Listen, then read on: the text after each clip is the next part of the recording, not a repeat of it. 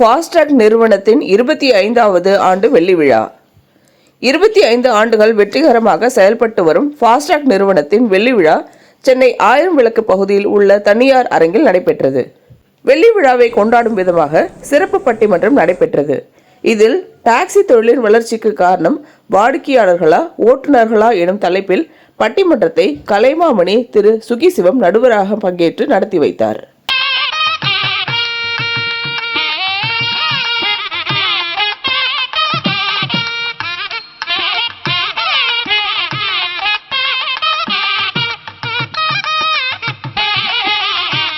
மற்றும் நிர்வாக டைரக்டர்ஸ் மற்றும் தமிழ்நாட்டின் ரத்த நாளமாக ஓடிக்கொண்டே இருக்கிற ஃபாஸ்ட்ராக் ஓட்டுநர்களுக்கும்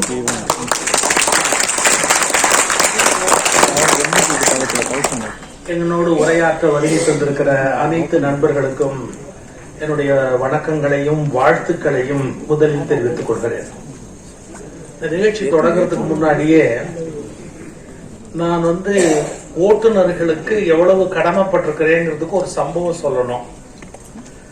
நான் கனடா போய் ஒரு வாரம் தங்கி பேசினதுக்கு காரணம், இங்க யாரோ டாக்ஸி ஓட்டிக்கிட்டு இருந்த ஒரு டிரைவர், நம்புவீங்களா? உங்களை ஐஸ் வைக்கிறதுக்கு எந்த அவசியமும் எனக்கு இல்லை. நான் எந்த தொகுதியிலும் நிக்கிறதா இல்ல. திடீர்னு ஒரு நாள் எங்க வீட்டுக்கு ஒருத்தர் வந்தார். அவர் என்ன சொன்னாரு, நீங்க கனடா வரீங்களா பேசுறதுக்கு அப்படின்னு கேட்டார். நான் அப்போ போதுமான அளவு இவ்வளவு புகழ் கிடையாது.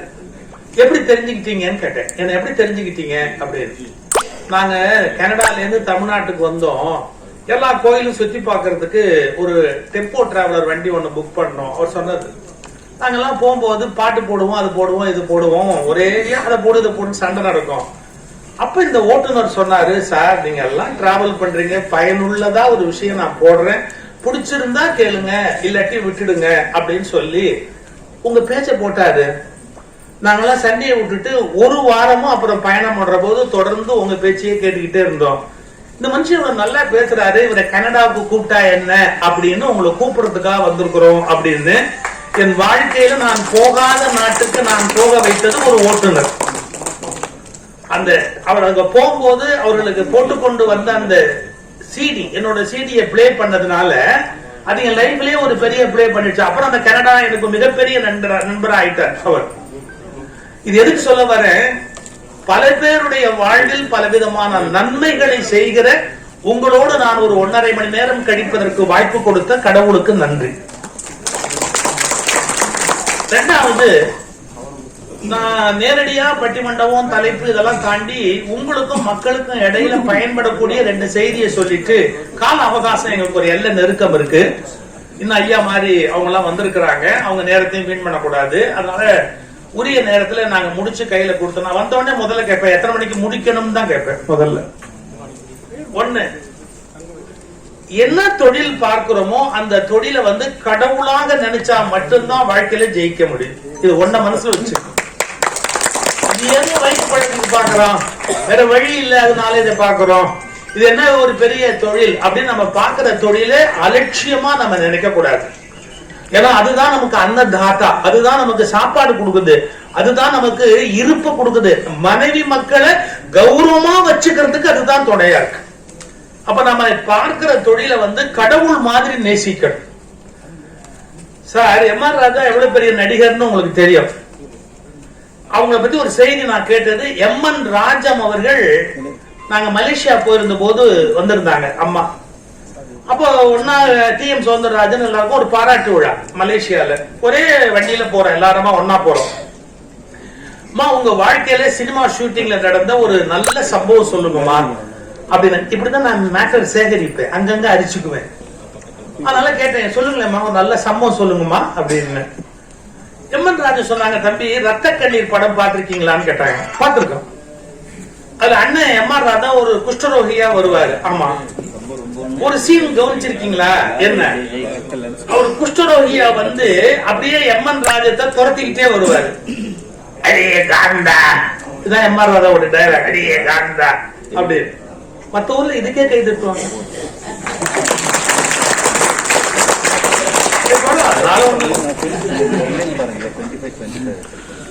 அவர் அடியே காந்தான்னு சொன்ன உடனே அந்த அம்மா பின்னாடி ஓடுவாங்க.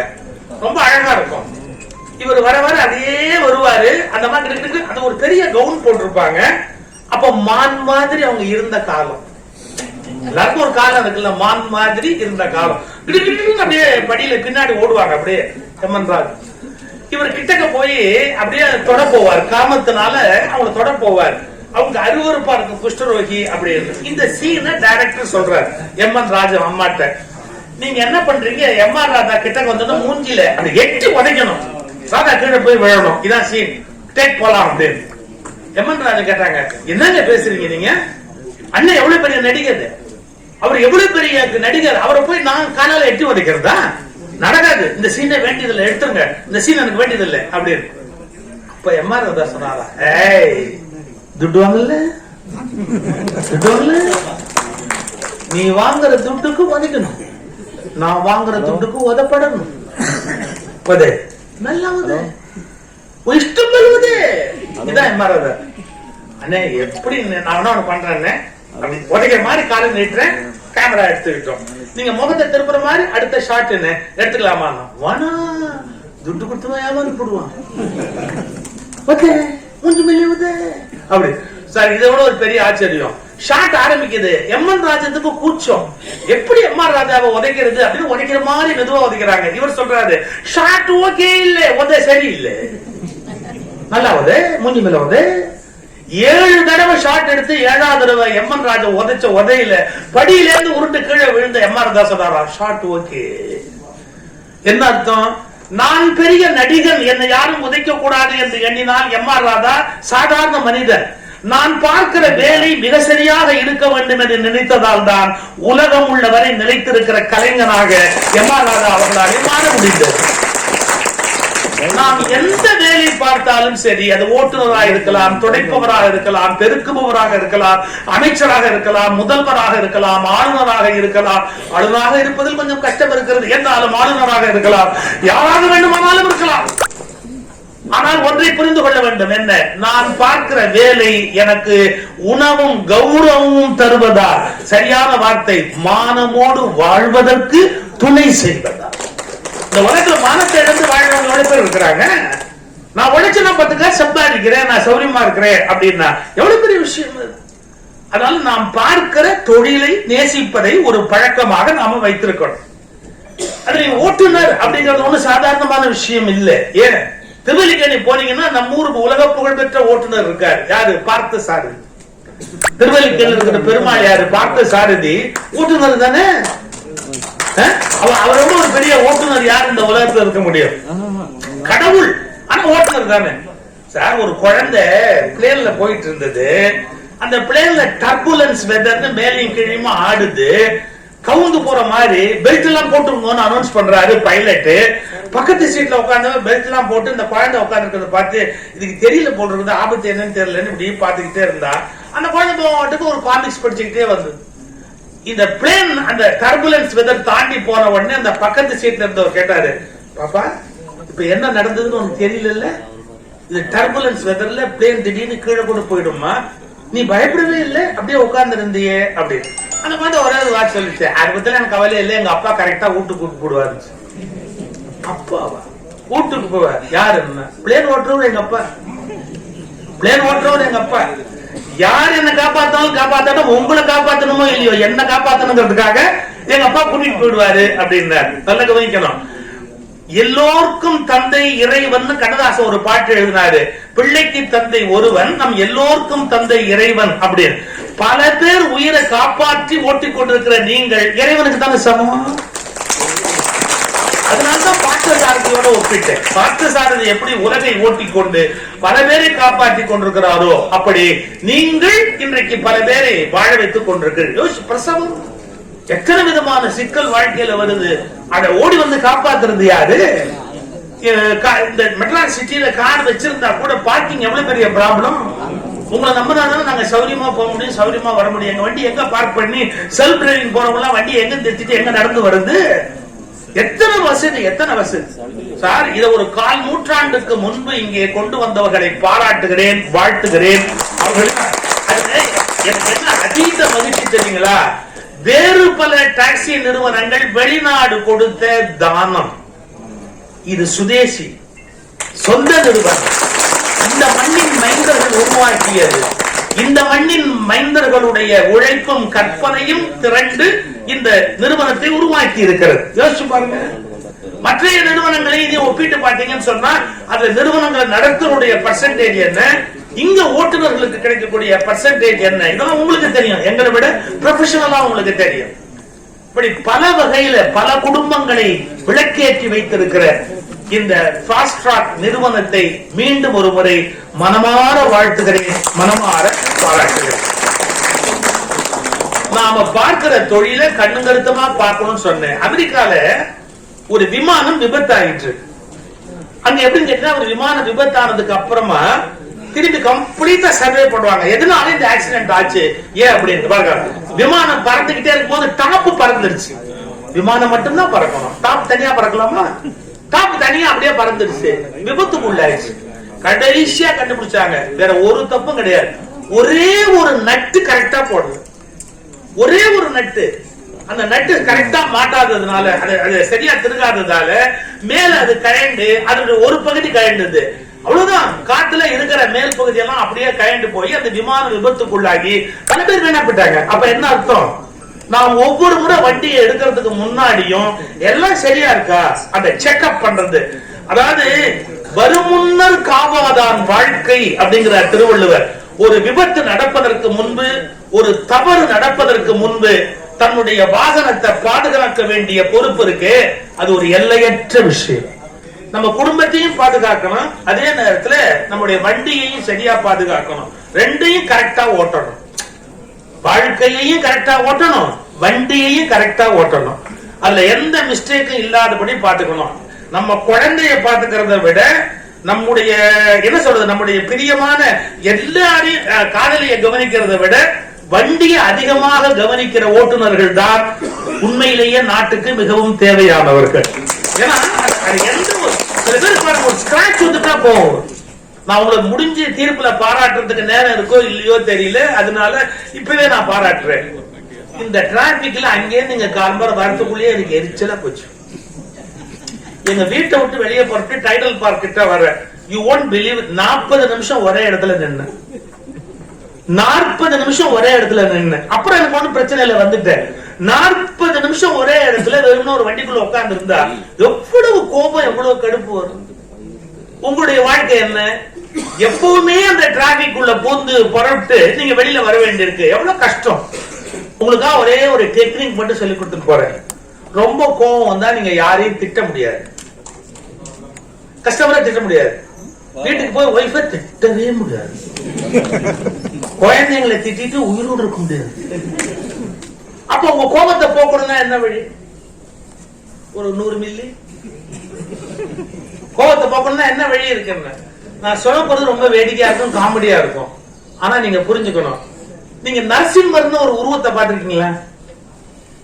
கோயில்ல காளின்னு ஒரு உருவத்தை பார்த்திருக்கீங்களா? நீங்க எல்லாம் வேற மாதிரி பார்ப்பீங்க, நான் வேற மாதிரி பார்ப்பேன். 2 பேரும் எப்படி இருக்காங்க? நாக்க வெளியே தப்பு போட்டுருப்பாங்க வெளியில. நான் செஞ்சு காமிச்சிருவேன், அது வேற மாதிரி இருக்கு, நீங்க எல்லாம் சந்தோஷப்படுவீங்க. நாய் எப்படி இருக்கும்? நாக்க நல்ல வெளியே தெல்லும். Sir, I am not joking. நீங்க உட்கார்ந்த இடத்துல உங்க கோபம், டென்ஷன், ஸ்ட்ரெஸ் எல்லாத்தையும் நீக்கணும்னா ஒரே ஒன் அண்ட் ஒன்லி வே என்னன்னு கேட்டீங்கன்னா, யோகாசனத்துல கத்து கொடுக்குறான். இந்த டைட்னஸ் முழுக்க இங்கதான் வரும். அப்ப நாக்க நல்ல வெளியே தள்ளி, நரசிம்மர் நாக்க எப்படி வெளியே தள்ளி இருக்காரோ, காளி எப்படி வெளியே தள்ளி இருக்காங்களோ, அது மாதிரி நல்ல நாக்க ஒரு 2 நிமிஷம் அப்படி வெளியே தள்ளிட்டோம்னா நீங்க நம்பவே மாட்டீங்க, உங்களுடைய ஸ்ட்ரெஸ், கோபம் எல்லாம் அப்பவே போயிடும். யாரையும் திட்ட முடியாது, யாரையும் கோச்சிக்க முடியாது. நீங்க அடுத்த பார்ட்டிட்ட மகிழ்ச்சியா உட்கார்ந்து பேசிட்டு போனா இல்ல அவசியமா போக வேண்டியிருக்கும். ஒரு 2 மினிட்ஸ் உங்களுக்கு கேப் கிடைக்கிற போது அடுத்த போன் வரத்துக்குள்ள, ஆனா அதை யாரும் பார்க்க முடியா பண்ணாது. உங்களை ஒரு மாதிரி தப்பா நினைப்பாங்க, என்ன ஆளுக்கு அப்படி. அது ஆனா நான் வேடிக்கை சொல்லல, அதை மட்டும் நீங்க ட்ரை பண்ணி பாருங்க. யாரோடையும் பகை இல்லாமல் நம்முடைய கோபத்தை நீக்கி கொள்றதுக்கு இந்த பெஸ்ட் வே. ஏன்னா இந்த கோபம் வந்து இங்கதான் சேரும். ஒரு நாய் யாரையாவது பார்த்தவன பாத்திருக்கீங்களா? பயங்கரமா குறைச்சிட்டு ஓடியாடும். ஒரு 2 செகண்ட்ஸ் நீங்க பாருங்க, ஓரமா போய் உட்கார்ந்து நாக்க தொங்க போட்டு எச்சல் ஒழுங்கு அப்படியே உட்கார்ந்து இருக்கும். ஏன்னா அதனுடைய அந்த அக்யூமுலேட்டட் ஸ்ட்ரெஸ் இருக்கு இல்லையா, அந்த ஒருத்த ஆளை பார்த்தோன்னா அக்யூமுலேட்டட் ஸ்ட்ரெஸ் அதை நேரம் ஓரமா போய் உட்காந்து நாங்க தொங்க போட்டு கிளியர் பண்ணிடும். நாய்க்கு தெரியுது, அதோட நிறுத்திக்குவோம். ஓகே, நான் சொல்ல வேண்டிய சில நல்ல கருத்துக்களை உங்களோட ஷேர் பண்ணிட்டேன். இப்ப 6 பேச்சாளர்கள், 6 பேர் ஜெயின்ஸ். புலவர் மாதிரி ஒரு பேச்சாளர் தமிழ்நாட்டில் கிடைப்பாங்களா? நகைச்சுவை சகோதரியார் சாந்தாமணி, கொங்கு நாட்டினுடைய தங்கம், அடுத்த எலெக்ஷன்ல எம்எல்ஏ. கபிலா, இந்த விஜய் டிவியுடைய தமிழ் பேச்சு எங்கள் மூச்சுன்னு ஒரு நிகழ்ச்சி நடந்தது இல்ல, அது ஒரு நல்ல பேச்சாளர் அவங்க. அப்புறம் சகோதரர் சிவகுருநாதன், அவர் யாருன்னா திருச்சி நகைச்சுவை மன்றத்தினுடைய செயலாளர். நூற்றுக்கணக்கான பேச்சாளர்களை பாதுகாக்கிற ஒரு பேச்சாளர் அவர். அவ்வளவு திறமை உடையவர் சிவகுருநாதன். தம்பி நீலகண்டன், கல்லூரி பேராசிரியர். அது ரொம்ப வேதனையா இப்ப சொல்ல வேண்டும். கல்லூரி பேராசிரியர் என்ன உயிரோட விட மாட்டேங்கிறான் பையன். அன்னைக்கு ஒரு யூடியூப் பாத்தீங்களா, ஹெட் மாஸ்டர் சொல்றான் பவனே அப்படிங்கிறான். ஹெட் மாஸ்டர் பையன் சொல்றான் பவனே நீ வெளியே பாத்துக்கிறேன் அப்படின்னு யூடியூப்ல போகுது. இந்த காலம் அப்படி இருக்கு. அதுக்கப்புறமா ஒரு வாத்தியாரா வேலை பார்க்கறாரு, எவ்வளவு பெரிய விஷயம். அதுக்கப்புறம் நாகமுத்து பாண்டியர், இவரும் அந்த தமிழ் பேச்சு எங்கள் மூச்சுல வளர்ந்து வந்த ஒரு நல்ல பேச்சார். இவர் பேசின உடனே நான் தமிழ் பேச்சு எங்கள் மூச்சுல அப்ப ஜட்ஜா உட்கார்ந்து ஒரு வார்த்தை சொன்னேன், அடுத்த ஞான சம்பந்தன் உருவாகி விட்டார். ஞான சம்பந்தன் பேராசிரியர் உருவாகி விட்டார் அப்படின்னு. நல்ல 6 பேச்சாளர்கள், ஐயாவை மாதிரி மிகப்பெரிய ரசிகர்கள், தொழில் நிறுவன மேலாளர்கள், நல்ல தொழில் செய்கிற நண்பர்களுக்கு மத்தியில பேசுகிற ஒரு வாய்ப்பு கிடைத்தமைக்கு மகிழ்ச்சி. இப்போ முறையாக பட்டிமன்றம் தொடங்குது. இந்த வயதிலும் கூட நான் போனாலும் கூட கார்களை வாங்கிட்டு வருவேன். எத்தனை பொம்மைகள் இருந்தாலும் அந்த கார் பொம்மையை வாங்குறதுல அவ்வளவு மகிழ்ச்சி. ஏன்னா இந்த காருக்கு சோசியல் ஸ்டேட்டஸ் அதிகம். கார் வச்சிருந்தா ஒரு மதிப்பு. பொம்மை காருக்கு எவ்வளவு மகிழ்ச்சினா, உண்மையான கார் நான் வச்சிருந்தா எவ்வளவு மகிழ்ச்சி. எனக்கு மட்டும் இல்ல, எல்லாருக்கும் ஒரு சொந்தமா ஒரு கார் இருக்கணும். எல்லாரும் சொந்தமாக எளிமையாக கார் வாங்க முடியுமா? இல்லை. ஆனால் எல்லோரும் எளிமையாக காரில் பயணிக்கலாம் என்பதை ஃபாஸ்ட் ட்ராக் தமிழகத்தில் ஒரு புதிய தொடக்கத்தை உருவாகி இருக்கிறது. அந்த வெள்ளி விழா ஆண்டில் ஒரு அற்புதமான தலைப்பை கொடுத்திருக்கிறார்கள். டாக்ஸி தொழிலின் வளர்ச்சிக்கு காரணம் வாடிக்கையாளர்களா ஓட்டுநர்களா? நடுவுரையாளர்களே, தலைப்பில் தொழிலின் வளர்ச்சி அப்படின்னு ஒன்று இருக்கு. நான் இந்த காலகட்டத்துக்கு ஏற்ற மாதிரி ஒரு தொழிலினுடைய வளர்ச்சியாக எதை பார்க்கிறேன்னா, அது காலத்திற்கு ஏற்றாறு போல தன்னை தகவமைத்துக் கொள்ள வேண்டும். டிஜிட்டலா மாறணும். வாழ்க்கையில ஒண்ணுமே தெரியாம இருந்தா அடிவிடும். ஒருத்தன் ஒரு அம்மா கழுத்துல இருக்கிற செயினை பறிச்சுட்டு ஓடுறான். அவனை 4 பேர் துரத்திட்டு போய் அவனை குனிய வச்சு முதுகலே போட்டு அடிக்கிறாங்க. அந்த அம்மா கழுத்துல கிடந்த செயினை பார்த்தது கண்ணு, அதை பறிக்க போனது கை, பறிச்சது விரலு. ஆனா அடி வாங்கினது பாத்தீங்களா, ஒண்ணுமே தெரியாத முதுகு. வாழ்க்கையில ஒண்ணுமே தெரியலன்னா அடி விழும். அது மாதிரி தொழில்ல டிஜிட்டல்ல நமக்கு ஒண்ணுமே தெரியலன்னா அந்த தொழில் அடிபட்டு போயிடும். அப்போ வளர்ச்சி அப்படிங்கிறப்ப ஒரு நிறுவனம் இந்த காலகட்டத்துக்கு ஏற்ற மாதிரி அது ஒரு அப்ளிகேஷனா மாறணும். தனக்கென்று ஒரு ஆப் வச்சிருக்கணும். நான் இப்ப பிளே ஸ்டோர்ல போய் ஃபாஸ்ட் ட்ராக் அப்படின்னு டைப் பண்ணேன். ஃபாஸ்ட் ட்ராக் மாதிரியே ஒரு 5 ஆப் வருது. இதுல நான் எதை தேர்ந்தெடுக்கிறது அப்படின்னு ஒரே குழப்பமா இருக்கு. இப்ப ஃபாஸ்ட் ட்ராக், ஸ்லோ ட்ராக்னு வைக்காம ஃபாஸ்ட் ட்ராக்னு வச்சிருக்காங்க. அதுக்காக நான் அதை பதிவிறக்கம் பண்ண முடியுமா? அதுவும் இங்கிலீஷ்ல வச்சிருக்காங்க. வேக பாதைன்னு தமிழ்ல வைக்கல. நம்ம ஆட்களுக்கு இருக்கக்கூடிய ஒரு சிக்கல் என்னன்னா, தமிழ்ல பெயர் வச்சா அதை ஏதோ ஒரு சின்ன நிறுவனம்னு நினைச்சுப்பாங்க. இங்கிலீஷ்ல வச்சா பெரிய நிறுவனம். அந்த அறியாமை இருக்கிறது. இங்கிலீஷ்ல இருக்கிறதுனால நான் பதிவிறக்கம் பண்ணிட முடியுமா? முடியாது. அப்ப எனக்கு குழப்பமாக இருக்கிறது. அப்ப நான் என்ன பண்றேன்னா, ஒவ்வொரு ஆப்லயும் போய் இதற்கு முன்பாக இந்த நிறுவனத்தில் இந்த கால் டாக்ஸியில் பயணித்த பயனர்கள் அந்த பயணித்த அனுபவத்தை, நிறை குறைகளை ரிவ்யூவா போட்டிருப்பாங்க. அதெல்லாம் நான் போய் ஒன்னொன்னா பார்த்தேன். அதுல ஃபாஸ்ட் ட்ராக்ல நல்லதா போட்டிருந்தாங்க. நல்ல நிறுவனம், நல்ல டிரைவர்னு போட்டாங்க. நான் பதிவிறக்கம் பண்ணேன். இப்ப அதுல நம்ம கவனிக்க வேண்டியது என்னன்னா, நீங்க எவ்வளவு பெரிய நிறுவனமாக இருக்கலாம், நீங்க கஷ்டப்பட்டு அதை வளர்த்து இருக்கலாம், நான் தலை வணங்குகிறேன்.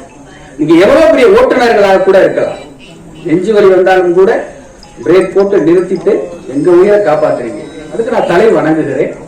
நீங்க எவ்வளவு பெரிய நிறுவனமாக இருக்கலாம், எவ்வளவு பெரிய ஓட்டுநர்களாக இருக்கலாம், ஆனால் நான் நல்ல நிறுவனம், நல்ல ஓட்டுநர் அப்படின்னு சொல்றதுக்கு உங்களுக்கு உரிமை இல்லை, அதிகாரம் இல்லை. அப்படி சொன்னாலும் நம்ப மாட்டாங்க யாரும். நம்பகத்தன்மை வேணும்னா இதற்கு முன்னாடி பயணித்தவங்க சொல்லணும். நடுவரையா கூட ஒரு நகைச்சுவை மன்ற செயலாளர்கிட்ட என்னை அறிமுகப்படுத்தி சொன்னாங்க, தம்பி நல்லா நகைச்சுவையா பேசுவாரு, அவருக்கு வாய்ப்பு கொடுங்க அப்படின்னு. ஏன்னா ஐயா தமிழ் பேச்சு எங்கள் மூச்சு நிகழ்ச்சியிலிருந்து என்னுடைய பேச்சை எல்லாம் பார்த்துட்டு ஒரு நிறை குறைகளை ஒரு ரிவ்யூ கொடுக்கிறாங்க. இப்ப நானே போய் அந்த நகைச்சுவை செயலாளர்கிட்ட போய் நான் நல்லா நகைச்சுவையா பேசுவேன், எனக்கு வாய்ப்பு கொடுங்க அப்படின்னு சொன்னா அவர் மனசுக்குள்ள என்ன நினைப்பாருன்னா, வாய்ப்புக்கு எப்படி அலையறான் பாரு அப்படிதான் நினைப்பாரு. அந்த நம்பகத்தன்மை வராது. அந்த நம்பகத்தன்மையை கொடுக்கக்கூடிய இடத்தில், உங்கள் நிறுவனத்தை நல்ல நிறுவனம் என்கிற அங்கீகரிக்கக்கூடிய இடத்தில் வாடிக்கையாளர்களாகிய நாங்கள் இருக்கிறோம். அது வன்மம் இல்லாம ரிவ்யூ போடுறோம், நல்ல நிறுவனம் நல்ல டிரைவர்னு போடுறோம். இப்ப அதை விட்டுட்டு நல்லா போய்கிட்டே இருந்துச்சு காரு, 2 டயர் தானா கலந்து ஓடுதுன்னு போட்டா யாராவது வருவாங்களா? நல்லா போயிட்டு இருந்த குடும்பத்தோட டிரைவர் என்ன நினைச்சான்னு தெரியல, கதவை திறந்து வெளியில குதிச்சுட்டாரு. சீனால போயிட்டு இருக்கிற மாதிரி ஆள் இல்லாத கார்ல பயணிக்கிற மாதிரி நாங்க போயிட்டு இருக்கோம்னு போட்டா யாராவது பதிவிறக்கம் பண்ணுவாங்களா? அங்கீகரிக்கக்கூடிய இடத்தில் வாடிக்கையாளர்கள் இருக்கிறாங்க ஐயா.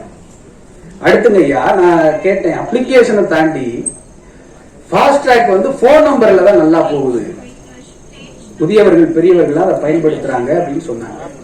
இப்ப அதுக்கு நீங்க என்னத்தை பயன்படுத்துறீங்க அப்படின்னா, கால் சென்டர் அப்படின்னு ஒன்று பயன்படுத்துறீங்க. அந்த கால் சென்டர்ல பாத்தீங்கன்னா பெரும்பாலும் ஆண்களை போட மாட்டாங்க, பெண்களை தான் போடுவாங்க. ஏன்னா வாடிக்கையாளருக்கும் நிறுவனத்துக்கும் ஒரு கனிவான அந்த ரிலேஷன்ஷிப் இருக்கணும், அதை பெண்களால தான் மெயின்டைன் பண்ண முடியும். நீங்க நர்சரி, பிரைமரி ஸ்கூல், ஹாஸ்பிட்டல், இப்படி எங்க பார்த்தாலும் பெண்கள் தான். நர்சரி பிரைமரி ஸ்கூல்ல பாத்தீங்கன்னா தாளாளரை தவிர எல்லாருமே பெண்களா தான் இருப்பாங்க. சில பள்ளியில தாளாளரே பெண்களா தான் இருப்பாங்க. ஏன்னா அந்த கனிவு அப்பதான் வரணும். ஒரு சின்ன குழந்தையை கூப்பிட்டுட்டு என்னப்பா சாப்பிட்டியா அப்படின்னு சொல்லணும், கனிவா பேசணும். அதை விட்டுட்டு ஒரு பெரிய ஐயனார் மாதிரி ஒரு பெரிய மீச வச்சுக்கிட்டு ஒரு குழந்தைய மடியில் உட்கார வச்சுக்கிட்டு என்னப்பா சாப்பிட்டியா அப்படின்னு கேட்டா அவன் அழ ஆரம்பிச்சிடும். அப்ப அந்த கால் சென்டரை நீங்க பயன்படுத்துறது நோக்கமே வாடிக்கையாளர்களுக்கும் நிறுவனத்துக்கும் ஒரு கனிவான ரிலேஷன்ஷிப் இருக்கணும். அதற்காக நீங்க ஒரு தனி டிபார்ட்மெண்டே வச்சிருக்கீங்க, அதுக்கு ஒரு ஆபீசரை போட்டிருக்கீங்க, ரிலேஷன்ஷிப் ஆபீசர். இப்ப போன் நம்பர் கொடுக்குறாங்க பாருங்க, வாடிக்கையாளர்களுக்கு இன்னும் எளிமையாக நீங்க சேவ் பண்ண வேணாம், அதை எடுத்து நம்பரை எடுத்து டயல் பண்ண வேணாம், எதுவும் பண்ண வேணாம், உங்களுக்கு புரியுற மாதிரி இந்த ஃபேன்சி நம்பரா கொடுக்குறாங்க. 3738 போடுங்க, இந்த நம்பர் எனக்கு சரியா தெரியல, ஆனா இது மாதிரி எளிமையாக புரியக்கூடிய வகையில நம்பர் போடுறீங்க. அப்ப நீங்களே வாடிக்கையாளர்களுடைய நலன் கருதி தான் இந்த சேவையை தொடங்கி இருக்கீங்க. அதே போல உங்களுக்கு நல்ல வாடிக்கையாளர்கள் அமையறாங்க பாத்தீங்களா, அதுதான் உங்க தொழிலினுடைய வளர்ச்சி. நான் கும்பகோணத்துல ஃபாஸ்ட் ட்ராக் பயன்படுத்தினாங்க. இந்த நவக்கிரக கோயில்களுக்கு போற மாதிரி ஒரு ஆஃபர் போட்டிருந்தாங்க, 9 கோயிலை சுத்தி பாக்குற மாதிரி. அதை நான் பயணிச்சேன். அதுல ஒரு டிரைவர் வந்தாங்க. அந்த டிரைவர் பாத்தீங்கன்னா கொஞ்சம் யதார்த்தமாக காமெடி சொல்லிக்கிட்டு கொஞ்சம் குறுமா பேசிக்கிட்டே இருக்கக்கூடிய ஒரு டிரைவர். நான் பக்கத்துல உட்காந்துட்டு குடும்பத்தோட போய்கிட்டு இருக்கோம். இப்போ அந்த டிரைவர் என்கிட்ட கேட்டாரு, நீங்க என்ன பண்றீங்க தம்பி அப்படின்னாரு. நான் சொன்னேன், இது மாதிரி பட்டிமன்ற பேச்சாளரா இருக்கேன். பட்டிமன்றம்னா என்ன அப்படின்னு அவர் கேட்டாரு. தெரியாம தான் கேட்கிறாரு அப்படின்னு சொல்லி, நடுவர் உட்பட ஒரு 6 பேச்சாளர்கள் நாங்க பேசுவோம். உடனே அவர் சொன்னாரு, 6-7 பேரும் ஒன்னா பேசுவீங்களா இல்ல தனித்தனியா பேசுவீங்களா? நான் அப்ப மனசுல என்ன நினைச்சேன்னா, ஜோசியக்காரன் உனக்கு கிரகம் பிடிச்சிருக்கு, 9 நவக்கிரகத்தை சுத்திவான்னு சொன்னாரு. எனக்கு என்னவோ இப்பதான் கிரகம் பிடிச்சிருக்கோம் அப்படின்னு நான் மனசுல நினைச்சேன்.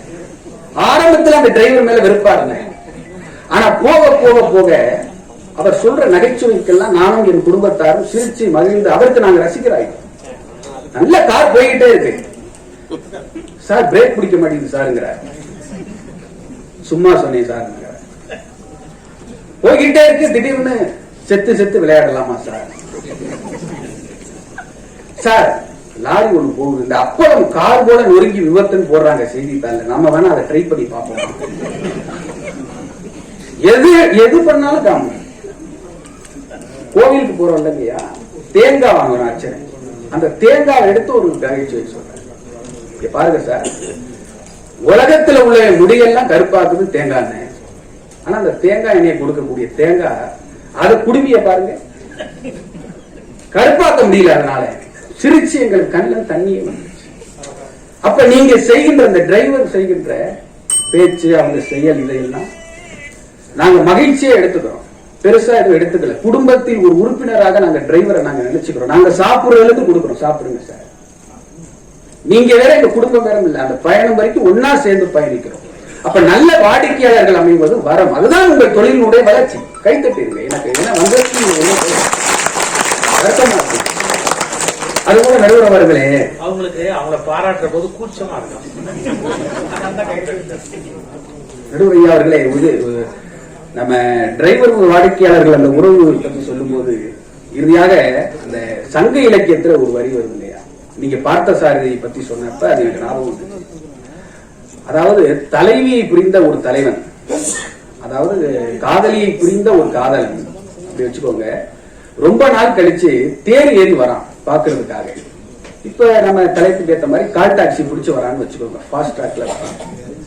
அப்போ அந்த தேர் ஓட்டி அந்த கால் டாக்ஸி டிரைவர்கிட்ட இந்த காதலன் சொல்றான், நூல் நின்ற பாதத்தேர் நொவ்விதா சென்றிகிறான். இதுக்கான அர்த்தம் என்னன்னா, கலை நூட்களை கற்றறிந்த தேர்பாதனே கொஞ்சம் வேகமா போ அப்படிங்கிறான்.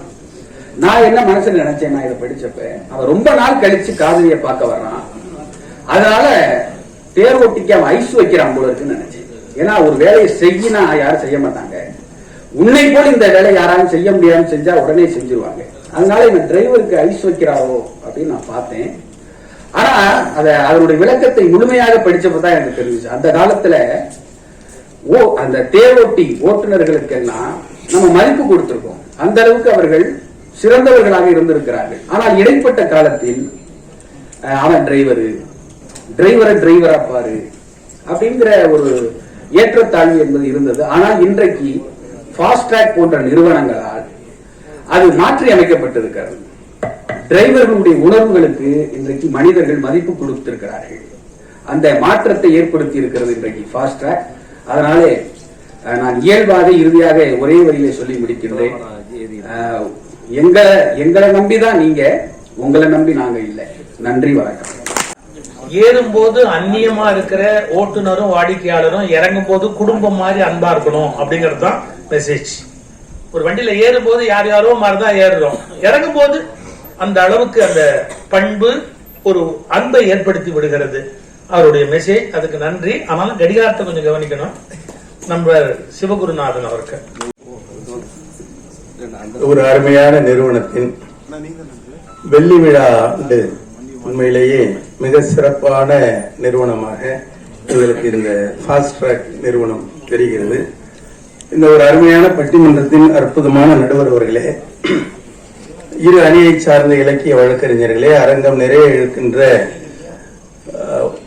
வாடிக்கையாளர்களே, ஓட்டுநர்களே, இந்த நிறுவனத்தின் உரிமையாளர்களே, எங்கள் ஐயா அவர்களே வணக்கம். மரியாதைக்குரிய நடுவர் அவர்களே, இங்கிலாந்து நாட்டின் அரசவை கவிஞர் லார்ட் டென்னிசன் கவிஞர் ஒரு அருமையான கவிதை 6 பத்தி எழுதிய ரிவர் என்ன சொன்னார்னா, men may go, men may come, men may go, but I go on forever அப்படிங்கிற ஒரு ஆங்கில கவிதை சொன்னார். அதுக்கு என்ன அர்த்தம்னா, மனிதர்கள் வருவார்கள் போவார்கள், ஆனால் நான் என்னுடைய பாதையில் சென்று கொண்டே இருப்பேன் என்றுதான் அதற்கு பொருள்.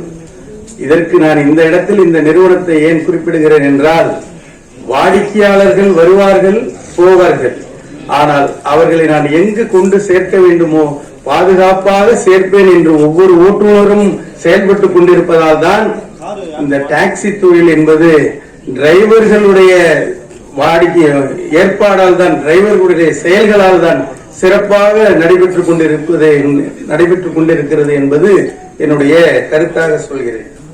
இந்த டாக்ஸ் நான் வரும்போது நாங்க ஒரு டாக்ஸில வந்தோம்.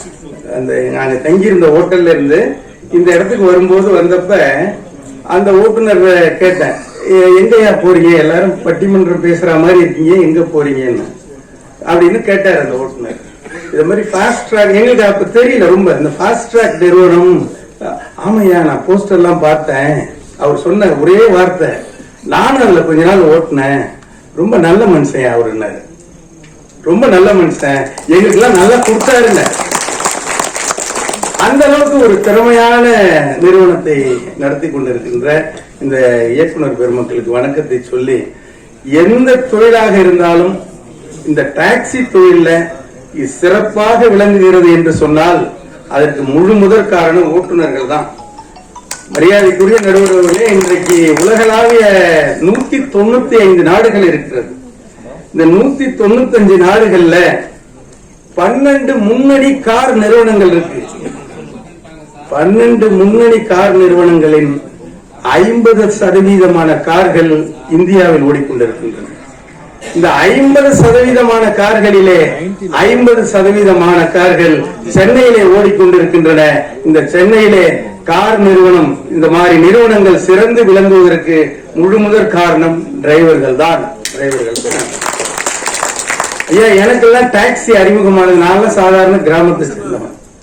எனக்கு எப்படி டாக்ஸி அறிமுகமானதுன்னா, நீங்க சொன்னீங்கல்ல எம்ஆர் ராதா பத்தி, நான் ஒரு 40 வருஷத்துக்கு முன்னாடி எங்க ஊர்ல ஒரு அம்பாசிடர் கார் வரும். அப்ப வந்து அம்பாசிடர் கார், பிளைமவுத், இது 2 தான். ஃபியட் இருக்கும், பத்மினி பிரீமியர் கார், அவ்வளவுதான். அதை தாண்டி இப்பெல்லாம் வேற காரே கிடையாது.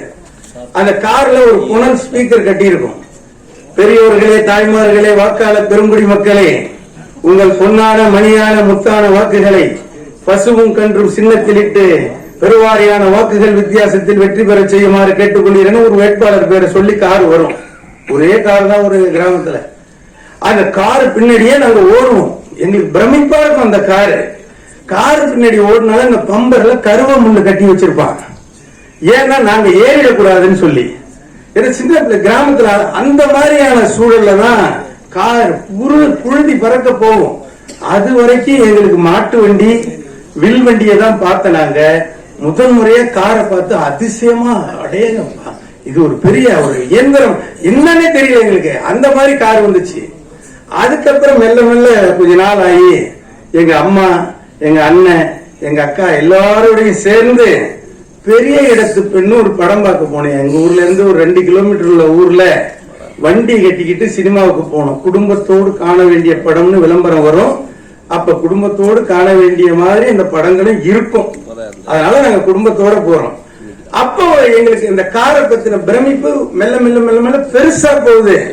அதுல புரட்சி தலைவர் எம்ஜிஆர் பாடுவாரு, பட்டணத்து காரணப்பா பாதியிலே மறையுதப்பா, பட்டி காட்டு காதலுக்கு கெட்டியான உருவமப்பா, பட்டணத்து காரணப்பா பாதியிலே மறையுதப்பா, பட்டி காட்டு காதலுக்கு கெட்டியான உருவமப்பா, காசு பணம் சேருதப்பா காரு வண்டி பறக்குதப்பா, காசு பணம் சேருதப்பா காரு வண்டி பறக்குதப்பா, சேர்த்த பணம் செலவழிஞ்சா நாட்டு பக்கம் ஒதுங்குதப்பா, பாரப்பா பழனியப்பா பட்டணம் தான் பட்டணம் தான்.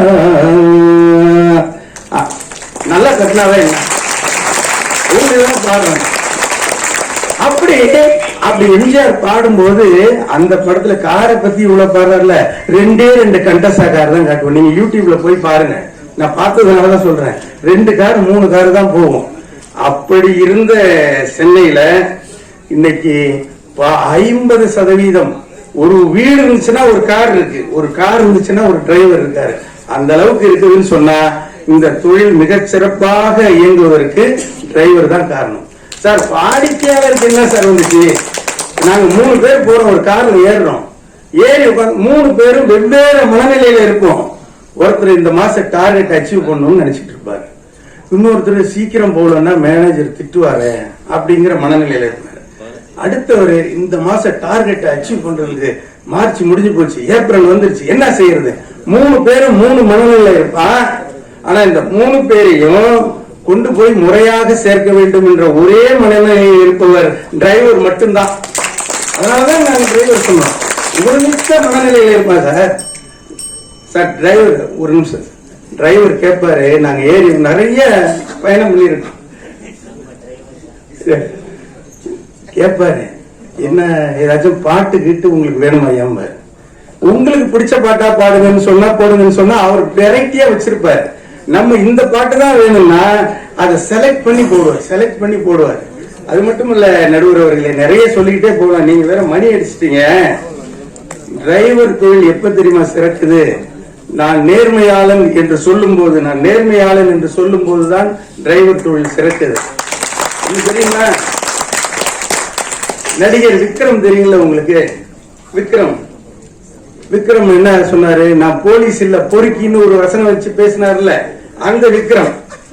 எவ்வளவோ நல்ல நல்ல வசனங்கள் இருக்கு, அதெல்லாம் விட்டுட்டு இந்த வசனத்தை கொடுத்த ஒரு பெரிய ஆள். அந்த விக்ரமுடைய மகள் நிச்சயதார்த்தம் நடக்குதுயா. இந்த செய்தியை தெரிஞ்சுக்கங்க. அக்ஷிதான்னு பேரு. அந்த பொண்ணுக்கு நிச்சயதார்த்தம் நடக்குது. ஒரு டாக்ஸில போறாங்க. உங்களை மாதிரி அநேகமா உங்க நிறுவனத்தை சேர்ந்த டாக்ஸியா கூட இருக்கலாம். எல்லாரும் கார்ல, ஏன்னா ஒரு 30-40 கார் போகும்போது அந்த டாக்ஸில போறாங்க. அந்த மணமகள், விக்ரமுடைய மணமகள் அக்ஷிதாவுடைய வைர மோதிரம் காருக்குள்ளார விழுந்துருது. யாருக்கும் தெரியாது. அவர் என்ன பண்ண, டாக்ஸி இறக்கி விடுறாரு. போய் நிச்சயதார்த்தம் எல்லாம் முடியுது, எல்லாம் முடிஞ்சது. அவரு வீட்டுக்கு போயிட்டு காரை கிளீன் பண்றாரு. அந்த வைர மோதிரம் ரிங் இருக்கு. உடனே என்ன தெரியுமா செஞ்சார்? இது யாருது என்னன்னா அவர் யோசிக்கவே இல்லை. நிச்சயமா இந்த திருமண கோஷ்டி நம்ம வண்டியில வந்துச்சு, அவங்கதான் இருக்குன்னு சொல்லிட்டு எந்த வீட்டுல போய் பிக்கப் பண்ணாரோ நேரா அந்த வீட்டுக்கு போறார். வீடே பரபரப்பா இருக்கு. ஏன்னா 12 லட்சம் ரூபாய் ஒர்த்து அந்த மோதிரம். எல்லாரும் தேடிட்டு இருக்காங்க. போய் இறங்கினோன்னு, அம்மா நீங்க இந்த கார்ல வந்தீங்கல்ல, உங்க ரிங் இருந்தாங்க அப்படின்னு சொல்லி அந்த மோதிரத்தை கொடுத்தும் போது அந்த நடிகர் விக்ரம் அவருக்கு அப்படி கட்டி பிடிச்சு கொண்டாடினாருன்னு சொன்னா, இந்த டாக்ஸி தொழிலே அவருக்கு ஒரு பெரிய மரியாதை வந்துச்சு. அந்த அளவுக்கு மிகச்சிறப்பா 23 பவுன் நகை, 6 லட்சம் ரூபாய் பணத்தை விருதுநகர்ல ஒரு ஆள் வச்சுக்கிட்டு கல்யாண வீட்டுக்கு போயிடுறான் சார், பொண்ணோட அப்பா. மறு செகண்ட் அல்லோகப்பட்டு போகுது அந்த குடும்பமே. ஐயோ பணத்தை எங்க விட்டோம்னு. அடுத்த செகண்ட் இந்த டாக்ஸி டிரைவர் அமிர்தலிங்க போய் இந்தாங்க பை, உங்க பை இங்க இருக்குன்னு சொல்லி கொடுத்தாருன்னு சொன்னா, அந்த நேர்மையாலதான் இந்த தொழில் ஜெயிக்கிறது. அது போன்ற நேர்மையான இந்த ஓட்டுநர்களால் தான் இந்த டாக்ஸி தொழில் சிறப்பாக விளங்குகிறது. வாய்ப்புக்கு நன்றி. எனக்கு ஒன்றும் மணி அடிச்சு உங்களை உட்காந்து இருக்கணும்னு விருப்பம் இல்லை. நான் நேரத்துல முடிக்கலன்னா மணியால அவங்க என்ன அடிப்பாங்க. அடுத்த நிகழ்ச்சி இருக்கு, அதனால்தான் மணி அடிக்க வேண்டிய கட்டாயம். வாங்க நீலகண்டன். வணங்குதலுக்கும் போற்றுதலுக்கும் உரிய நடுவர் பெருந்தகை அவர்களே, வாதிட வந்திருக்கிற வழக்கறிஞர்களே, என் எதிரே அமர்ந்திருக்கிற எங்கள் பட்டிமன்றத்தினுடைய வாடிக்கையாளர்களாக இருக்கிற பார்வையாளர்களே, நீங்க கை தட்டுனா எங்க வண்டி ஓடும், கை கட்டிட்டீங்கன்னா வண்டி நின்றோம். எனவே நடுவர் அவர்களே, ஒரு கால் டாக்ஸி நிறுவனம் வளர்ச்சி அடைவதற்கு வாடிக்கையாளர்கள் தான் முக்கியம் என்பது என்னுடைய வாதம். இந்த உலகத்துல எத்தனை கார் இருந்தாலும் அந்த காரை ஓட்டுகிறது ஓட்டுநருடைய கைதான். சரிதானுங்களே? காரை ஓட்டுவது ஓட்டுநருடைய கைதான். அந்த காரை வர சொல்லி கால் பண்றது வாடிக்கையாளர்கள் தான். ஆனால் எந்த கார் நிறுவனத்துக்கும் ஓட்டுநர் தானே ஓட்டுகிறார் என்பதற்காக கை டாக்ஸி என்று பெயர் வைப்பதில்லை. வாடிக்கையாளர்கள் அழைக்கிற கால் டாக்ஸி என்று அழைப்பதனால் வாடிக்கையாளர்கள் தான். கை கட்டிய 11 பேருக்கு நன்றி. தொடர்ந்து என கை கட்ட இருக்கிற 22 பேருக்கு நன்றி. நடுவர் அவர்களே, ஒரே ஒரு ஓட்டுநர் இருக்கிறார் அப்படி வச்சுக்கோங்க. ஆனா ஒரு 100 வாடிக்கையாளர்கள் இருக்கிறாங்க. இது சந்தோஷமா? இல்ல ஒரே ஒரு வாடிக்கையாளர் தான் இருக்கிறார், ஆனா 1000 ஓட்டுநர்கள் இருக்கிறாங்க. இது சந்தோஷமா? தொழில் நிறுவனரே கை தட்டுறாரு. இருக்குன்னா நீங்க வாடிக்கையாளர் நிறைய பேர் இருந்தாதான் சார் ஓட்டுநருக்கே சந்தோஷம். ஆமா, நீ ஒரு சவாரிக்கு போய்கிட்டு இருக்காரு, உடனே அவங்க வீட்டுல இருந்து போன் பண்றாங்க, காலையில இருந்து சவாரியே இல்லம்மா, உன்னை கட்டடத்துக்கு அப்படின்ற அந்த அம்மா கல்யாணத்தையே மறுபரிசீலனை பண்ணோம். ஆனா அதே வீட்டுக்காரங்க போன் பண்றாங்க, வை சவாரியில் இருக்குன்னா இனிமேல் போனே பண்ணலங்க, ரொம்ப சந்தோஷங்க. 2 மணி நேரம் கழிச்சு அதே அம்மா போன் பண்ணுது, என்னங்க சவாரியில் இருக்கீங்களா? ஆமா வை ஏங்க தொடர்ந்து 3 நாளா இருக்கிறீங்களா? வரும்போது நிறைய வை சவாரி நிறைய கிடைச்சாதான் பேட்டா தருவாரு, சம்பளம் கூடி தருவாரு. அடுத்த முறை நானே ஒரு கார் வாங்கிடலாம்னா இனிமேல் போனே பண்ணலங்க. என் வீட்டுக்காரர் காரோடையே வருவார். நீங்க தொடர்ந்து கைத்தட்ட தான் டைம் கொடுப்பேன். நடுவர் அவர்களே, இப்ப நான் சொல்றது என்னன்னா, ஒரு ஓட்டுநர் தனித்து ஓட்டுகிறவரா, அவர் ஒரு நிறுவனத்தை உருவாக்குகிறவராங்கிறதையே வாடிக்கையாளர் தான் முடிவு பண்றார். நீங்க வாடிக்கையாளர் நினைச்சிட்டாருன்னா ஒரு நிறுவனம் வச்சிருக்கிறவரையே தனித்த டிரைவரா கூட ஆக்கிட முடியும். அப்படி ஆக மாட்டாங்க. நம்ம நிறுவனம் நல்லா வளரணும் சார். ஏன்னா 24 மணி நேரம் 24x7 24 மணி நேரமும் கால் சென்டர் வைத்திருக்கிற ஒரே நிறுவனம் ஃபாஸ்ட்ராக் நிறுவனம் என்பது மகிழ்ச்சி. அது மட்டும் இல்ல, 25 வருஷமா வாடிக்கையாளர்கள் உள்ளத்துல ஒரு வெள்ளி முளைத்தது போல இருக்கிறதுனால தான் வெள்ளி விழா கொண்டாடுகிறீர்கள். எனவே இது ஃபாஸ்ட்ராக் நிறுவனம் மட்டுமல்ல, ஃபாஸ்ட்ராக் நிறுவனம் வாடிக்கையாளர்கள் மனதில் ஒரு பர்மனன்ட் டாக்ஸ் நிறுவனம். நடுவர் அவர்களே, நான் இப்படி சொல்றேன் சார். என்னன்னா, நான் கிராமத்துக்காரன்.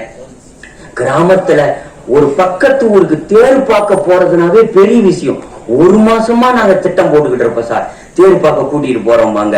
தேர் பார்க்க கூட்டிக்கிட்டு போறோம்னு 1 மாசம் சொல்ற வேலையெல்லாம் வீட்டுல கேட்போம் சார். என்ன வேலை அப்படிமோ எல்லா வேலையும் வாங்கிப்பாங்க. தோட்ட வேலைக்கு போயிட்டு மதியானம் சாயந்தரம் தேர் பார்க்க கூட்டு போவாங்க. தேர் பார்க்க போற ஊரே 5 கிலோமீட்டருக்கு நடக்கடிச்சு கூட்டிட்டு போனா அந்த காரு அப்படிமோ எங்க தம்பி சொன்ன மாதிரி வாங்கிக்கலாண்டா அப்படிங்கும். எங்க அம்மா வாயிலிருந்து இப்படி ஒரு வார்த்தையும் முறை அன்னைக்குதான் கேக்குறேன். அந்த காரு வாங்கிக்கலாம், இந்த காரு அது வாங்கிக்கலாம், எத்தனை காரு காட்டினாலும் வாங்கிக்கலாங்க. அம்பானி வாயிலிருந்து கூட அப்படி வந்திருக்காரு. இந்த அம்பானி வாயிலிருந்து கூட இத்தனை காரு வாங்கிக்கலாங்க, எல்லா காரும் வாங்கிக்கலாங்க. ஏமா வாங்கி கொடுமான்னா, இப்பவே வாங்கிட்டா வைக்கிறதுக்கு இடம் இருக்காது, போகும்போது வாங்கிக்கலாண்டாங்க. மொத்த தேர்க்கடையே இழுக்கடிச்சு தயாராக்கி தூங்குனதை தூக்கி தோல்ல போட்டு கொண்டா படுக்க வச்சிருவாங்க சார். இன்னைக்கு வரைக்கும் காரே வாங்கல. நடுவர் அவர்களே, ஒரு வாடிக்கையாளர் தன்னுடைய ஓட்டுநருடைய நிலைமையை கருத்தில் கொண்டு, அவர் வறுமையை நினைத்து, அவர் கஷ்டத்தை நினைத்து, வாடிக்கையாளர் ஒருவர் ஓட்டுநருக்கு ஒரு காரையே வாங்கி கொடுத்திருக்கார். எனவே என்னுடைய வாழ்க்கையின் வழிகாட்டி என்று ஓட்டுநரே அந்த வாடிக்கையாளர் பெயரை தான் கார்ல எழுதி போட்டு வச்சிருக்கிறாருன்னா அவருடைய வாழ்க்கையை இப்ப ஓட்டுநரா வாடிக்கையாளர் தானே பேச வந்தீங்க. ஓட்டுநரே ஒத்துக்கிட்டாரு, என் வாழ்க்கைக்கு அவரு தான் வழிகாட்டி அப்படின்னு. இப்ப நம்ம வாழ்க்கைக்கெல்லாம் நடுவர் தான் வழிகாட்டி. நாங்க எங்க நிறுவனத்தினுடைய ஓட்டுநர் ஐயா தான். உங்க நிறுவனத்துல தொடர்ந்து எங்களை எல்லாம் வாடிக்கையாளரா வச்சுக்கிடணும்னு ஐயா கிட்ட கேட்டுக்கிறோம். அப்படின்னா நிறைய நிகழ்ச்சி கூட்டிட்டு போங்க அப்படின்னு. சமீபத்தில் கூட ஐயா லண்டன் போறாரு, அங்கேயும் வாடிக்கையாளரை என்ன வச்சுப்பாருன்னு நான் வேண்டிக்கிறேன். நடுவர் அவர்களே, நீங்க வாடிக்கையாளர் முடிவு பண்ணிட்டாருன்னா, நீங்க நான் ஓட்டுநர்களை மதிக்கிறேன். ஓட்டுநர்கள் எல்லாத்தையும் தாங்கிப்பாங்க சார். வாடிக்கையாளர் நினைச்சிட்டான்னா கொலை எடுத்துருவான் சார். கார்ல ஏறி உக்காந்ததையுமே சாப்பிட போறேன்பா அப்படின்னா சாப்பாட்டு தட்டை எடுத்து வச்சுக்கிட்டு, தம்பி சாப்பிடுற, காரை மெல்ல ஓட்டுமா. சாப்பாட்டை சர்க்கஸ் நடத்துவான் சார். நீங்க சாப்பாட்டிலே சர்க்கஸ் நடத்துவான். ரசம் ஊத்த போறேன்பா, ரசத்தை ஊத்துனா ரசம் ஆடாம இருக்கு, எப்படி சார் ஓட்ட முடியும்? ரசத்தை ஆடாம வச்சுப்பான், சாப்பிடுமா. ஓட்டுநர் அவர் வேலையை பாப்பாரு, ஆனா இவன் ஸ்பீடு பிரேக் போடுதுமா, அவர் குப்புன்றோம். ரைட் லெப்ட் அப்படிமா, வராம்பா. எவையா வரான் பாரு ஓட்டுநர். அவன் சொல்றான் ஏறி வர்றாம்மா. எதுக்கு லாரி வருவான், ஏறி வரான். இப்படி சொல்றேன். ஓட்டுநர் ரோட்ல வண்டி ஓட்டுவாரு, வாடிக்கையாளர் வாயிலே வண்டி ஓட்டுவாரு. அவனை ஓட்ட விடமாட்டான். அப்புறம் நான் தூங்குறேன்மா, சொல்லாமலே தூங்கி இருந்தா கூட பரவாயில்ல. நான் தூங்குறேங்கிற பேர்ல சாஞ்சிட்டு இந்த உலகத்துல ஜூல பார்க்காத வனவிலங்குகளை கூட மிமிக்ரி பண்ணுவான் சார். கொரட்டை அடிச்சான்னா யானை வரும், சிறுத்தை வரும், புலி வரும். அப்பவும் டிரைவர் அவர் பாட்டு ஓட்டிட்டு இருப்பாரு. முடிச்சு எந்திரிச்சுட்டு நான் நல்லா தூங்குன்னா அப்படிமா. அவர் ஓட்ட பாப்பாரா, இவன் தூங்குனத பாப்பாரா? இவன் நல்லா தூங்குனாங்கிறதையே டிரைவரை வச்சுதான் இவன் கேட்டுப்பான். கேட்டு முடிச்சுட்டு இத்தனை கூத்தையும் பண்ணிட்டு கடைசி அடங்கில பரவாயில்ல நல்லாதான் ஓட்டுறம்மா. இவன் இன்ன வரைக்கும் அவன் வாடிக்கையாளரா வரல. அவருக்கு நிறுவனத்துல வேலை கொடுத்தவரு கூட இப்படி இன்டர்வியூ எடுத்திருக்க மாட்டார். இவன் வழியிலேயே இன்டர்வியூ எடுத்திருக்கிறான் சார். இப்படி எல்லாம் வாடிக்கையாளர் அமைஞ்சிட்டா கதை முடிஞ்சது. ஒரு செய்தியோட முடிக்கிறேன். வாடிக்கையாளர் தான் நம் நிறுவனத்தின் நல்ல விளம்பரதாரர். அவருதான். ஏன்னு கேளுங்க. ஏன் நிறுவனர் நினைச்சா விளம்பரம் வைக்க முடியாதா? வச்சாங்க சார். சார் தப்பா நினைக்காதீங்க, திருச்சியில ஒரு மிகப்பெரிய நகைக்கடை சார். நான் பேரு சொல்லல, ஏன்னா யூடியூப்ல போட போறாங்க. மிகப்பெரிய நகைக்கடை. அந்த நகைக்கடையில செக்யூரிட்டி முன்னாடி இருக்காங்க, பின்னாடி இருக்காங்க. ஆனாலும் நகைக்கடையினுடைய சைடுல செவுத்த ஓட்ட போட்டு ஒருத்தன் ஆட்டை போட்டான். 100 பவுன் 150 பவுன் ஆட்டை போட்டான். புடிச்சிட்டாங்க. அப்புறம் அந்த நகைக்கடை ஓனர் கேட்டாரு, கோர்ட்ல எத்தனையோ கேள்வி கேட்டிருப்பாங்க, போலீஸ் எத்தனையோ கேள்வி கேட்டிருப்பாங்க, ஒரே கேள்வி ஒண்ணு கேக்குறேன்டா, எத்தனையோ கடை இருக்கீல, ஏண்டா என் கடையை ஓட்டை போட்டு ஆட்டையை போட்டேன். அவன் சொன்னான், நீங்க தான். ஏண்டா என் கடைக்கு திருட சொல்லி நான் தான் சொன்னா. ஆமா நீங்க தான். அந்த டி ஷர்ட்டை போட்டுக்கிட்டு வட்ட வடிவமான முகத்துல, சிரிச்ச முகத்துல எல்லா கடைக்கும் போங்க, கடைசியா நம்ம கடைக்கு வாங்க.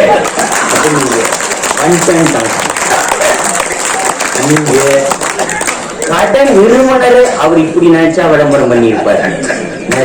அதனால நடுவர் அவர்களை வாடிக்கையாளர்களே தலை சிறந்த விளம்பரதாரர்கள். வாய்ப்புக்கு நன்றி. அருமையான அந்த தொகுப்பு ரொம்ப அழகு. வாடிக்கையாளர் தான் உங்களுடைய உண்மையான விளம்பரதாரர். ஏன்னா ஒரு பொருளை பயன்படுத்திட்டு அவர் சொல்ற பாராட்டுக்கு ஒரு கௌரவம் கூட. சார் அதுல டிராவல் பண்ண சார் பிரமாதமா இருந்தது, எவ்வளவு பெரிய விஷயம். அது ரொம்ப அழகா நீலகண்டன் எடுத்து சொன்னார். இப்பொழுது கபிலா அவர்கள் வருகிறார்கள். வாங்க. போற்றுதலுக்கும் பாராட்டுதலுக்கும் உரிய நடுவர் அவர்களே, அவையிலே இருக்கின்ற ஆன்றோர் பெருமக்களே, உங்கள் அத்துணை பேருக்கும் என் மிக பணிவான வணக்கங்கள். எதிரணியில வாடிக்கையாளர்களே பேசின நீலகண்டன் சார் ரொம்ப அற்புதமா பேசினார். உங்களோட சேர்ந்து நானும் ரசிச்சேன். ஆனா போற போக்குல என்ன ஆயிடுச்சுன்னா, வாடிக்கையாளர்கள் ரசத்துல வச்சுக்கிட்டே சர்க்கஸ் காட்டுவாங்களாம், கொரட்டை விடுவாங்களாம், வாயிலேயே வண்டி ஓட்டுவாங்களாம். இதெல்லாம் சமாளிச்சு இந்த ஓட்டுநர் வண்டியை ஓட்டிட்டு போவாராம். நீங்களே சொல்லுங்க, அப்ப அந்த தொழிலின் வளர்ச்சிக்கு காரணமாக இருப்பது வாடிக்கையாளர்களா ஓட்டுநர்களா? ஏன்னா வாடிக்கையாளர்கள் எவ்வளவு தொந்தரவு கொடுத்தாலும் அந்த தொழில் வளர வேண்டும் என்பதற்காக எல்லாவற்றையும் சமாளித்து மறைத்து மறந்து அந்த காரை செலுத்தி கொண்டு போவர்கள் ஓட்டுநர்கள் தான், வாடிக்கையாளர்கள். ஹார்வர்ட் பிசினஸ் ரிவ்யூன்னு ஒரு பத்திரிகை, கிட்டத்தட்ட ஒரு 100 வருஷத்துக்கு மேலாக இந்த பத்திரிகை இருக்கு. அதாவது வணிகத்துல இருக்கிற வளர்ச்சி, ஒரு முக்கியமான ஆய்வு முடிவு எல்லாமே இதுலதான் வரும். இந்த ஹார்வர்ட் பிசினஸ் ரிவ்யூல வரும். இதுல சமீபத்துல வந்த இந்த ஆய்வு முடிவுல என்ன சொல்லிருக்காங்கன்னா, a company should invest in employee experience rather than customer experience அப்படின்னு சொல்லிருக்காங்க. அதாவது என்னன்னா, எந்த ஒரு நிறுவனம் தன்னுடைய ஊழியர்களின் மகிழ்ச்சியின் மீதும் மன நிறைவின் மீதும் அதிக கவனம் செலுத்துகிறதோ அந்த நிறுவனம் தான் வாடிக்கையாளர்களின் நன்மை மீது கவனம் செலுத்துகிற நிறுவனத்தை விட 16% கூடுதலாக வளர்ச்சி அடையுதுன்னு சொல்லியிருக்காங்க. நான் சிம்பிளா சொல்றேனே, ஒரு மலர் இருக்கு, ஒரு பூ இருக்குன்னு வச்சுக்கோங்க, அது வளமா வனப்பா வண்ணமயமா இருந்தாதான் வண்டுகள் வந்து உட்காரும். வண்டை புடிச்சிட்டு வந்து அந்த மலர் மேல உட்கார வைக்க முடியாது. இங்க ஓட்டுநர்கள் அப்படிங்கிறவங்க அந்த மலர் மாதிரி, கஸ்டமர் வண்டுகள் மாதிரி. இங்க ஓட்டுநர்கள் அந்த மலர் சரியா இருந்தாதான் வண்டுகள் தேடி வருமே தவிர, வண்டுகள் தான் இங்கே டாக்ஸி நிறுவனத்தின் வளர்ச்சியை தீர்மானிக்கிறதுன்னு நமக்கு நேரடியா அப்படிதான் தோணும். ஆனா அதற்கு மறைமுகமாக மூல காரணமாக இருப்பது ஓட்டுநர்கள் தான் என்பதை நாம் மறந்துவிடக்கூடாது. கோவிட் அப்படின்னு ஒரு கொரோனா வைரஸ், ஒரு பெருந்தொற்று காலம், எல்லாருமே மிக பயந்து போய் இருந்த காலம். அந்த காலத்துல முன்கள பணியாளர்கள் நம்ம எல்லாருமே வணங்கணும், கொண்டாடணும். போலீஸ், டாக்டர்ஸ், நர்ஸ் இவங்க எல்லாருமே கொண்டாடணும். ஆனா நாம் திரும்பி பார்க்க தவற விட்ட ஒரு இனம் இருந்தது என்றால் அவர்கள் ஓட்டுநர்கள் தான். ஏன்னா எந்த வீட்டுல எந்த கஷ்டம் இருந்தாலும் ஒரு ஆம்புலன்ஸ் டிரைவர் மாதிரி தன்னுடைய உயிரை கூட துச்சம் என கருதி அத்துணை ஓட்டுநர்களும் அந்த வாடிக்கையாளரோட உயிரை காப்பாற்றுறதுக்காக ஓடுனாங்கல்ல.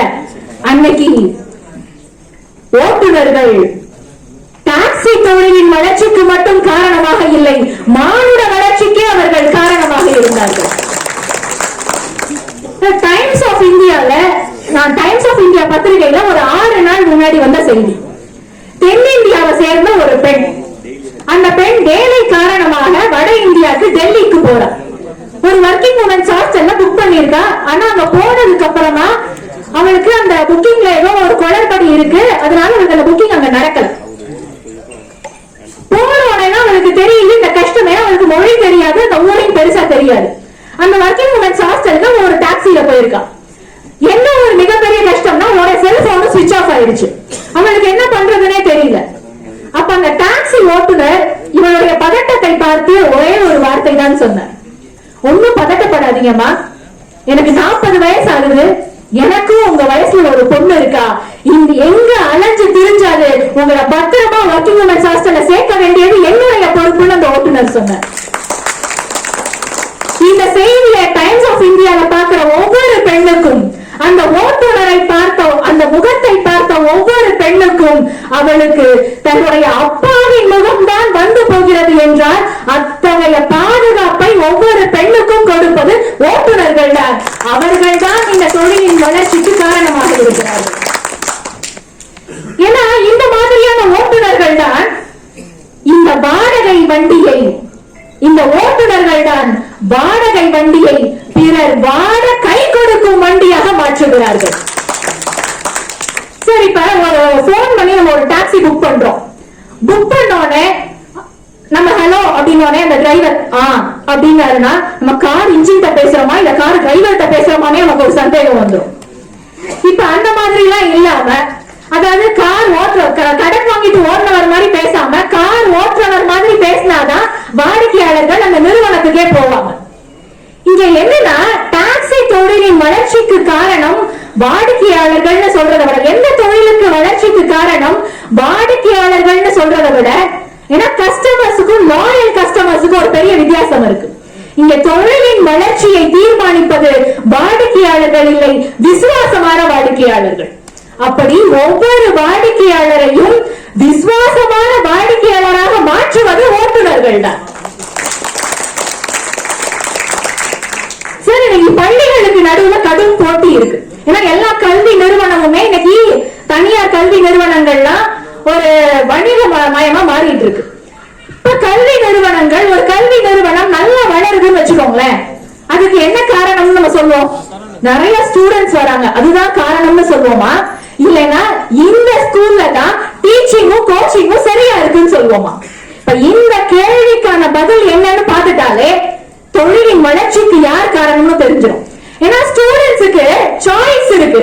அந்த நிறுவனம் நல்லா இல்ல, அந்த ஸ்கூல் நல்லா இல்லைன்னா அதை விட்டுட்டு அடுத்த ஸ்கூலுக்கு போயிடுவாங்க. அந்த பள்ளியை வளர்க்க வேண்டும் என்ற எந்த ஆசையும் அவங்களுக்கு இல்ல, அவசியமும் இல்லை. அதே மாதிரிதான் வாடிக்கையாளர்களுக்கும் ஒரு நிறுவனத்தை வளர்க்கணும்ங்கிறதுக்காக அவங்க அந்த நிறுவனத்துக்கு வர்றது கிடையாது. எங்க தன்னுடைய தேவை நிறைவேறுகிறதோ அந்த நிறுவனத்துக்கு தான் வாடிக்கையாளர்கள் வர்றாங்க. அந்த தேவையை நிறைவேற்றுவது ஓட்டுநர்கள் தான். நிறைவான ஒரே ஒரு செய்தியை மட்டும் சொல்றேன். ஹிந்து பத்திரிகையில ஆகஸ்ட் 30, 2024 வந்த ஒரு செய்தி. சென்னையை சேர்ந்த ஒரு ஓட்டுநர், அவரு ஒரு வாடிக்கையாளரை ஏர்போர்ட்ல பிக்கப் பண்றாரு. பிக்கப் பண்ணி ஹோட்டல்ல டிராப் பண்ணணும். இதுதான் அந்த சூழல். இப்ப அந்த வாடிக்கையாளரை பிக்கப் பண்ணதுக்கு அப்புறமா அந்த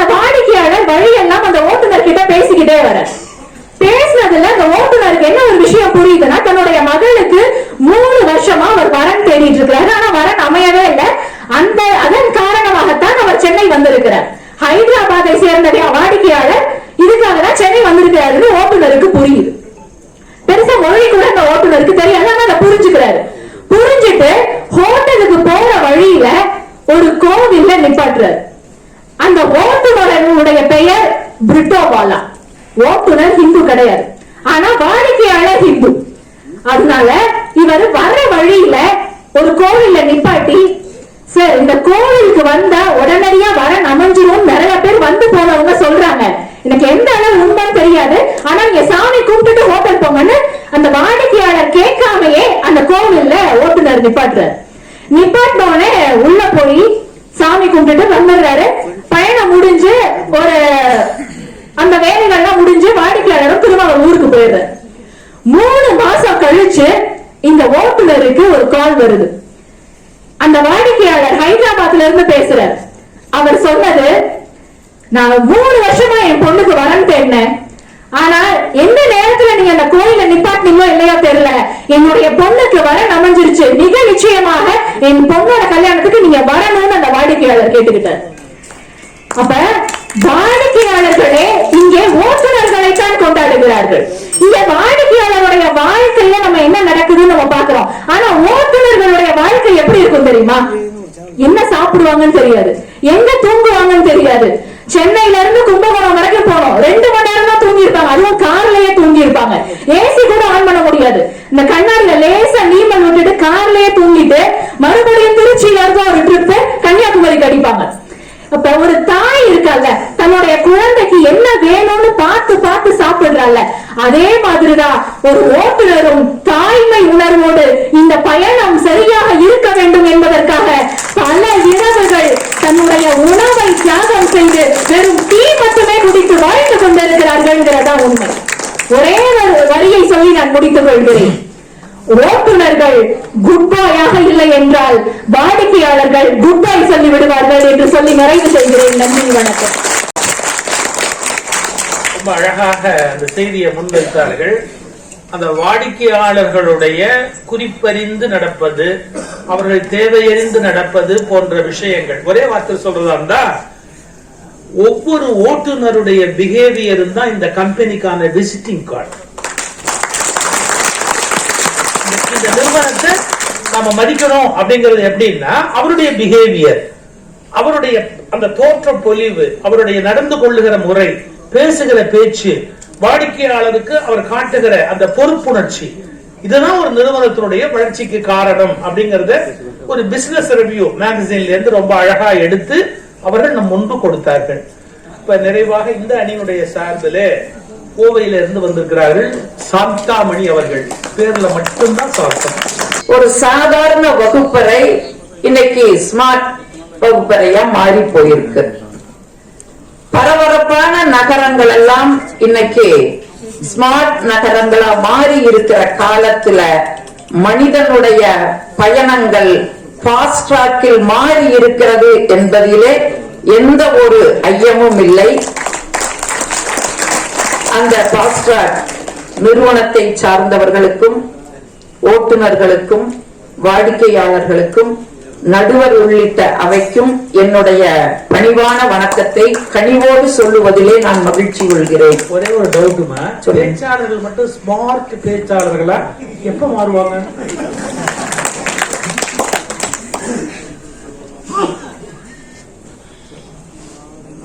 நடுவர் அவர்களே, முதல்ல இந்த 25வது ஆண்டை மிக சிறப்பாக கொண்டாடி கொண்டிருக்கக்கூடிய இந்த நிறுவனத்திற்கு உண்மையிலேயே மனம் நிறைந்த வாழ்த்துக்களும் பாராட்டுகளும். ஏன்னா இன்னைக்கு நான் சொன்ன இந்த ஸ்மார்ட் உலகத்துல வீட்டுல 4 பேரை இணைக்கிறக்கே நம்ம போராட்டம் பண்ணிட்டு இருக்கிறோம்.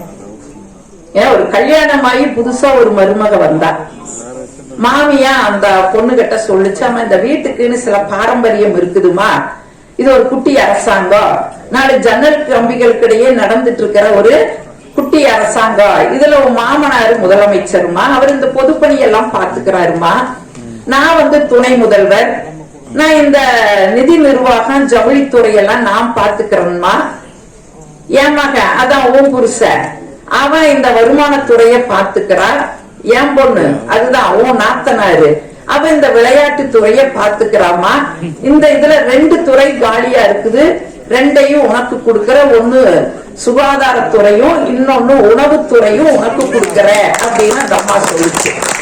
உடனே வந்த மருமக சொன்னா, அத்தை எனக்கு எதுக்குங்க அத்தை இத்தனை பெரிய பெரிய பதவி எல்லாம், எல்லா பொறுப்புகளையும் நீங்களே பாத்துக்குங்க அத்தை, நான் எதிர்கட்சி தலைவரா மட்டும் இருந்துக்கிறேன்னு சொன்னா. இன்னைக்கு வாழ்க்கையில 4 பேரை இணைக்க முடியல, ஆனா 25 வருஷமா வாடிக்கையாளர்களையும் ஓட்டுநர்களையும் இணைத்து மிக சிறப்பாக இந்த ஃபாஸ்ட் ட்ராக் நிறுவனத்தை நடத்தி கொண்டிருக்கிறீர்கள் என்று சொன்னால், ஒரு பாட்டு பழம்பாட்டு ஒண்ணு வருங்க, தயவு செய்து பாட மாட்டேன், பயந்துட வேண்டாம். சிவகுரு பாடின மாதிரி எல்லாம் நான் பாடிட மாட்டேன். ஏன்னா நான் கல்யாணமான புதுதுல என் வீட்டுக்காரரை பார்த்து சொன்னேன், நான் நல்லா பாடுவேன், என்ன அவருக்கு நான் நல்லா ஓடுவேன்னாரு. அதனால 35 வருஷமா நான் பத்திரமா என் வாழ்க்கையை பாதுகாத்துட்டு இருக்கிறேன். ஏன்னா வகுப்பறையிலையும் அப்படித்தான், தேவாரம் திருவாசம் எல்லாம் ஒரு காலத்துல பாடி பாடிதான் எடுத்தேன். என் மாணவன் என்ன கேட்பான் தெரியுமா, டீச்சர் உங்களை பாடையில வாக்கணும், டீச்சர் உங்களை பாடையில வாக்கணும். அதனால நான் பாட மாட்டேன். ஒரு பழம் பாட்டு இருக்கு, வண்டி உருண்டோட அச்சாணி தேவை, அதுபோல வாழ்க்கை ஓடவே 2 அன்புள்ளம் தேவைன்னு ஒரு பாட்டு வரும். அதாவது ஒரு வாழ்க்கை நல்லா ஓடணும் அப்படின்னா கணவன் மனைவி அன்பு உள்ளங்கள் இருந்தாதான் அந்த வாழ்க்கை நல்லா ஓடும். அது மாதிரி ஃபாஸ்ட் ட்ராக் நல்லா ஓடணும் அப்படின்னா ஓட்டுநர்களும் தேவை, வாடிக்கையாளர்களும் தேவை. அதைய நாங்க வாடிக்கையாளர் அப்படின்னு பேசுறதுனால நாங்க ஓட்டுநர்கள் இல்லை அப்படின்னு நாங்க சொல்ல வரலீங்க. ஆனா எதிரணியில சொல்லும் போது ஓட்டுநர்கள் அஸ்திவாரம் அப்படின்னு சொன்னாங்க. நாங்க அதை ஏத்துக்கிறோம், ஓட்டுநர்கள் அஸ்திவாரம் தான், இல்லைன்னு சொல்லல.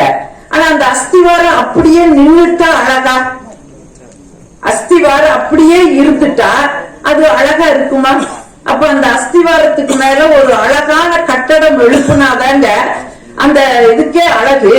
இப்போ வீடுன்னு நம்ம சொல்றோம், எப்ப அந்த வீட்டுக்கு வீடுன்னு பேர் வரும்? செங்கல், மணல், சிமெண்ட் இதெல்லாம் வச்சு கட்டுனா அத வீடுன்னு சொல்றோம்.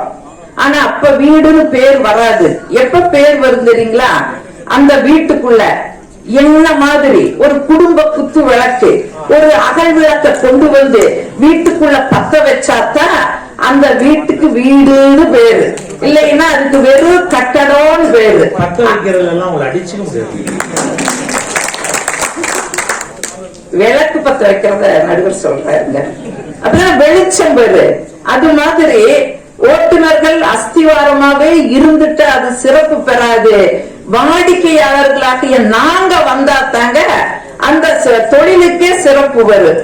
நீங்க எதிரில நிறைய சொன்னீங்க, ஓட்டுநர்களை நாங்க இல்லைன்னு சொல்லல. ஓட்டுநர்கள் நீங்க வாழ்க்கைக்கு வழிகாட்டுறீங்க, வழிப்பயணத்திற்கு ஓட்டுநர்கள் துணை செய்யறீங்க.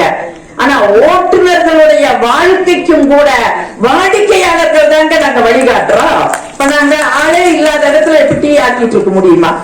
வெறும் ஓட்டுநர்கள் தான் அப்படின்னு நீங்க சொல்றதை ஏத்துட்டா ஆளே இல்லாத டீ கடையில காப்பி ஆக்கிறதுக்கு தானே சமம். அப்ப வாடிக்கையாளர்கள் இல்லாம நீங்க எப்படி இங்க ஓட்டுவீங்க?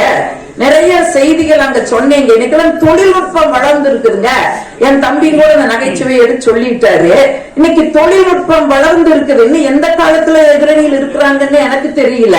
இது ஈசன் படி இழந்த இதிகாச காலம் இல்லைங்க, ரேசன் படி இழக்கிற 2 கட்ட காலம். ஒரு காலகட்டங்கள்ல குகையில் வாழ்ந்துட்டு இருந்த மனுஷன் எல்லாம் இன்னைக்கு கூகுள்ல வாழ்ந்துட்டு இருக்கிறான். தொழில்நுட்ப வளர்ச்சிங்க. என் வீட்டுக்காரர் கூட எனக்கு கூகுள்னு தான் பேர் வச்சிருக்கிறாரு. ஏன்னா எங்க இருந்தாலும் இப்ப அந்த மனுஷனை நம்ம கண்டுபிடிக்க முடியுது இல்ல. ஒரு காலகட்டங்கள்ல பாரதியும் கூட சொன்னா, காசி நகர் புலவர் பேசும் முறைதான் காஞ்சியில் கேட்பதற்கு கருவினா. இன்னைக்கு கேட்கறதுக்கு மட்டும் கருவி இல்லைங்க, ஆள் எங்க இருக்குதுன்னு கண்டுபிடிக்க முடியுது. ஏன் நான் இதை சொல்றேன்னா, இன்னைக்கு எனக்கு 2 பிள்ளைகள், அதை அவர் நம்பிதான் விட்டுட்டு வருவேன். சரி நல்லா பாத்துக்கிறாரா அப்படின்னு வந்த இடத்துல இருந்துட்டு ஒரு போன் பண்ணுவேன். உடனே சொல்லுவான், பாரு எங்க இருக்கிறீங்க? வீட்டுலதாமா இருக்கிற. எங்க நம்ம வீட்டு மிக்சிய போடுங்க போடுவாரு. அது டர்ன்னு ஓடு. ஓ நம்ம வீட்டுலதான் மனுஷன் இருக்கிற நம்பிக்குவ. ஒரு நாள் மழை, நிகழ்ச்சி கேன்சல். நேரத்திலேயே வீட்டுக்கு போனா புள்ள மட்டும் இருக்கிற அந்த மனுஷனை காணோம். புள்ள கிட்ட கேட்ட எங்க உங்க அப்பான்னு அது சொல்லிச்சு, போமா நீ வாட்டுக்கு பேசுறன்னு பேட்டை தூக்கி நீ ஒரு பக்கம் போ. நீ போன வரது அப்போ ஒரு கட்டப்பை எடுக்கிறாரு, அதுக்குள்ள மிக்சிய தூக்கி வைக்கிறாரு, அவர் எங்கேயோ ஒரு பக்கம் போறாரு. இன்னைக்கு போக முடியுங்களா? தொழில்நுட்பம் வளர்ந்துருக்கு, இன்னும் நீங்க அதுக்குள்ளேயே வரலீங்கிறத எங்களுடைய வாதம். ஏன்னா இன்னைக்கு வெளிநாடுகள் எல்லாம் ஓட்டுநர்கள் இல்லாமலேயே வாகனங்கள் ஓட்டக்கூடிய வசதிகள் வந்திருக்குதுங்க. இன்னைக்கு அமெரிக்கா போன்ற மிகப்பெரிய நாடுகள் எல்லாம் ஓட்டுநர் கிடையாது, இணையத்துல பதிவு செஞ்சாலே போது அதுவே தானா வந்து நிக்குது, அதுவே எல்லாம் வாடிக்கையாளரை ஏத்திட்டு போகுது. அப்ப எதிர்காலத்துல இப்ப வருத்தப்படாதீங்க, ஓ அப்ப எங்களுக்கு வேட்டா அப்படின்னு நினைக்காதீங்க. இன்னும் எதிர்காலத்துல இந்த தொழில்நுட்ப வளர்ச்சிகள் வரலாம். அதனால நான் சொல்றேன், நீங்க நல்லா சிவகுருநாதன் சொல்லும் போதுமாகட்டும், கபிலா சொல்லும் போது மட்டும் நீங்க ஓட்டுநர்களை நல்லா சொன்னீங்க, நான் குறை சொல்லல, நான் அனுபவிச்சதை நான் சொல்லி நான் முடிச்சுக்கிறேங்க. ஏதா குரு தர்மனுக்கும் ஒரு போட்டி வச்சாங்களா துரியோதனனுக்கு, தர்மா நீ போய் ஒரு கெட்டவனையாவது பார்த்துட்டு வான்னு. அவனுக்கு கிடைக்கல ஒரு கெட்டவனும் கூட. துரியோதனா நீ ஒரு நல்லவனையாவது குடிச்சிட்டு வாங்க, அவங்களுக்கு ஒரு நல்லவன் கிடைக்கலன்னு அவங்க பார்வை எப்படி? நீங்க நல்ல ஓட்டுநர்களையே பாக்குறீங்க. சிவகுரு சொன்ன மாதிரி மோதிரம் வைர மோதிரம் பதறி போனாங்க, கொண்டு வந்து கொடுத்தாரு, காணாம போன பணத்தை கொண்டு கொடுத்தாரு. அந்த ஓட்டுநர்களை எல்லாம் நாங்களும் மதிக்கிறோம். ஆனா நான் அனுபவிச்சிருக்கேங்க. இப்பெல்லாம் கார் வசதி இருந்தது, ஒரு காலகட்டங்கள் எல்லாம் நிகழ்ச்சிக்கு நைட்டும் பகலும் வந்துட்டு பஸ்ல தான் போவோம். நான் எப்பவுமே அந்த என்ஜின் கட்ட போய் உட்கார்ந்துக்குவேன், பின்னாடி போக மாட்டேன். ஏன்னா நம்பிக்கை இல்லை, அதனால சீண்டுவான் ஏதோ பண்ணுவான், எதுக்கு வங்கூட போய் முன்னால உட்கார்ந்துக்குவேன்.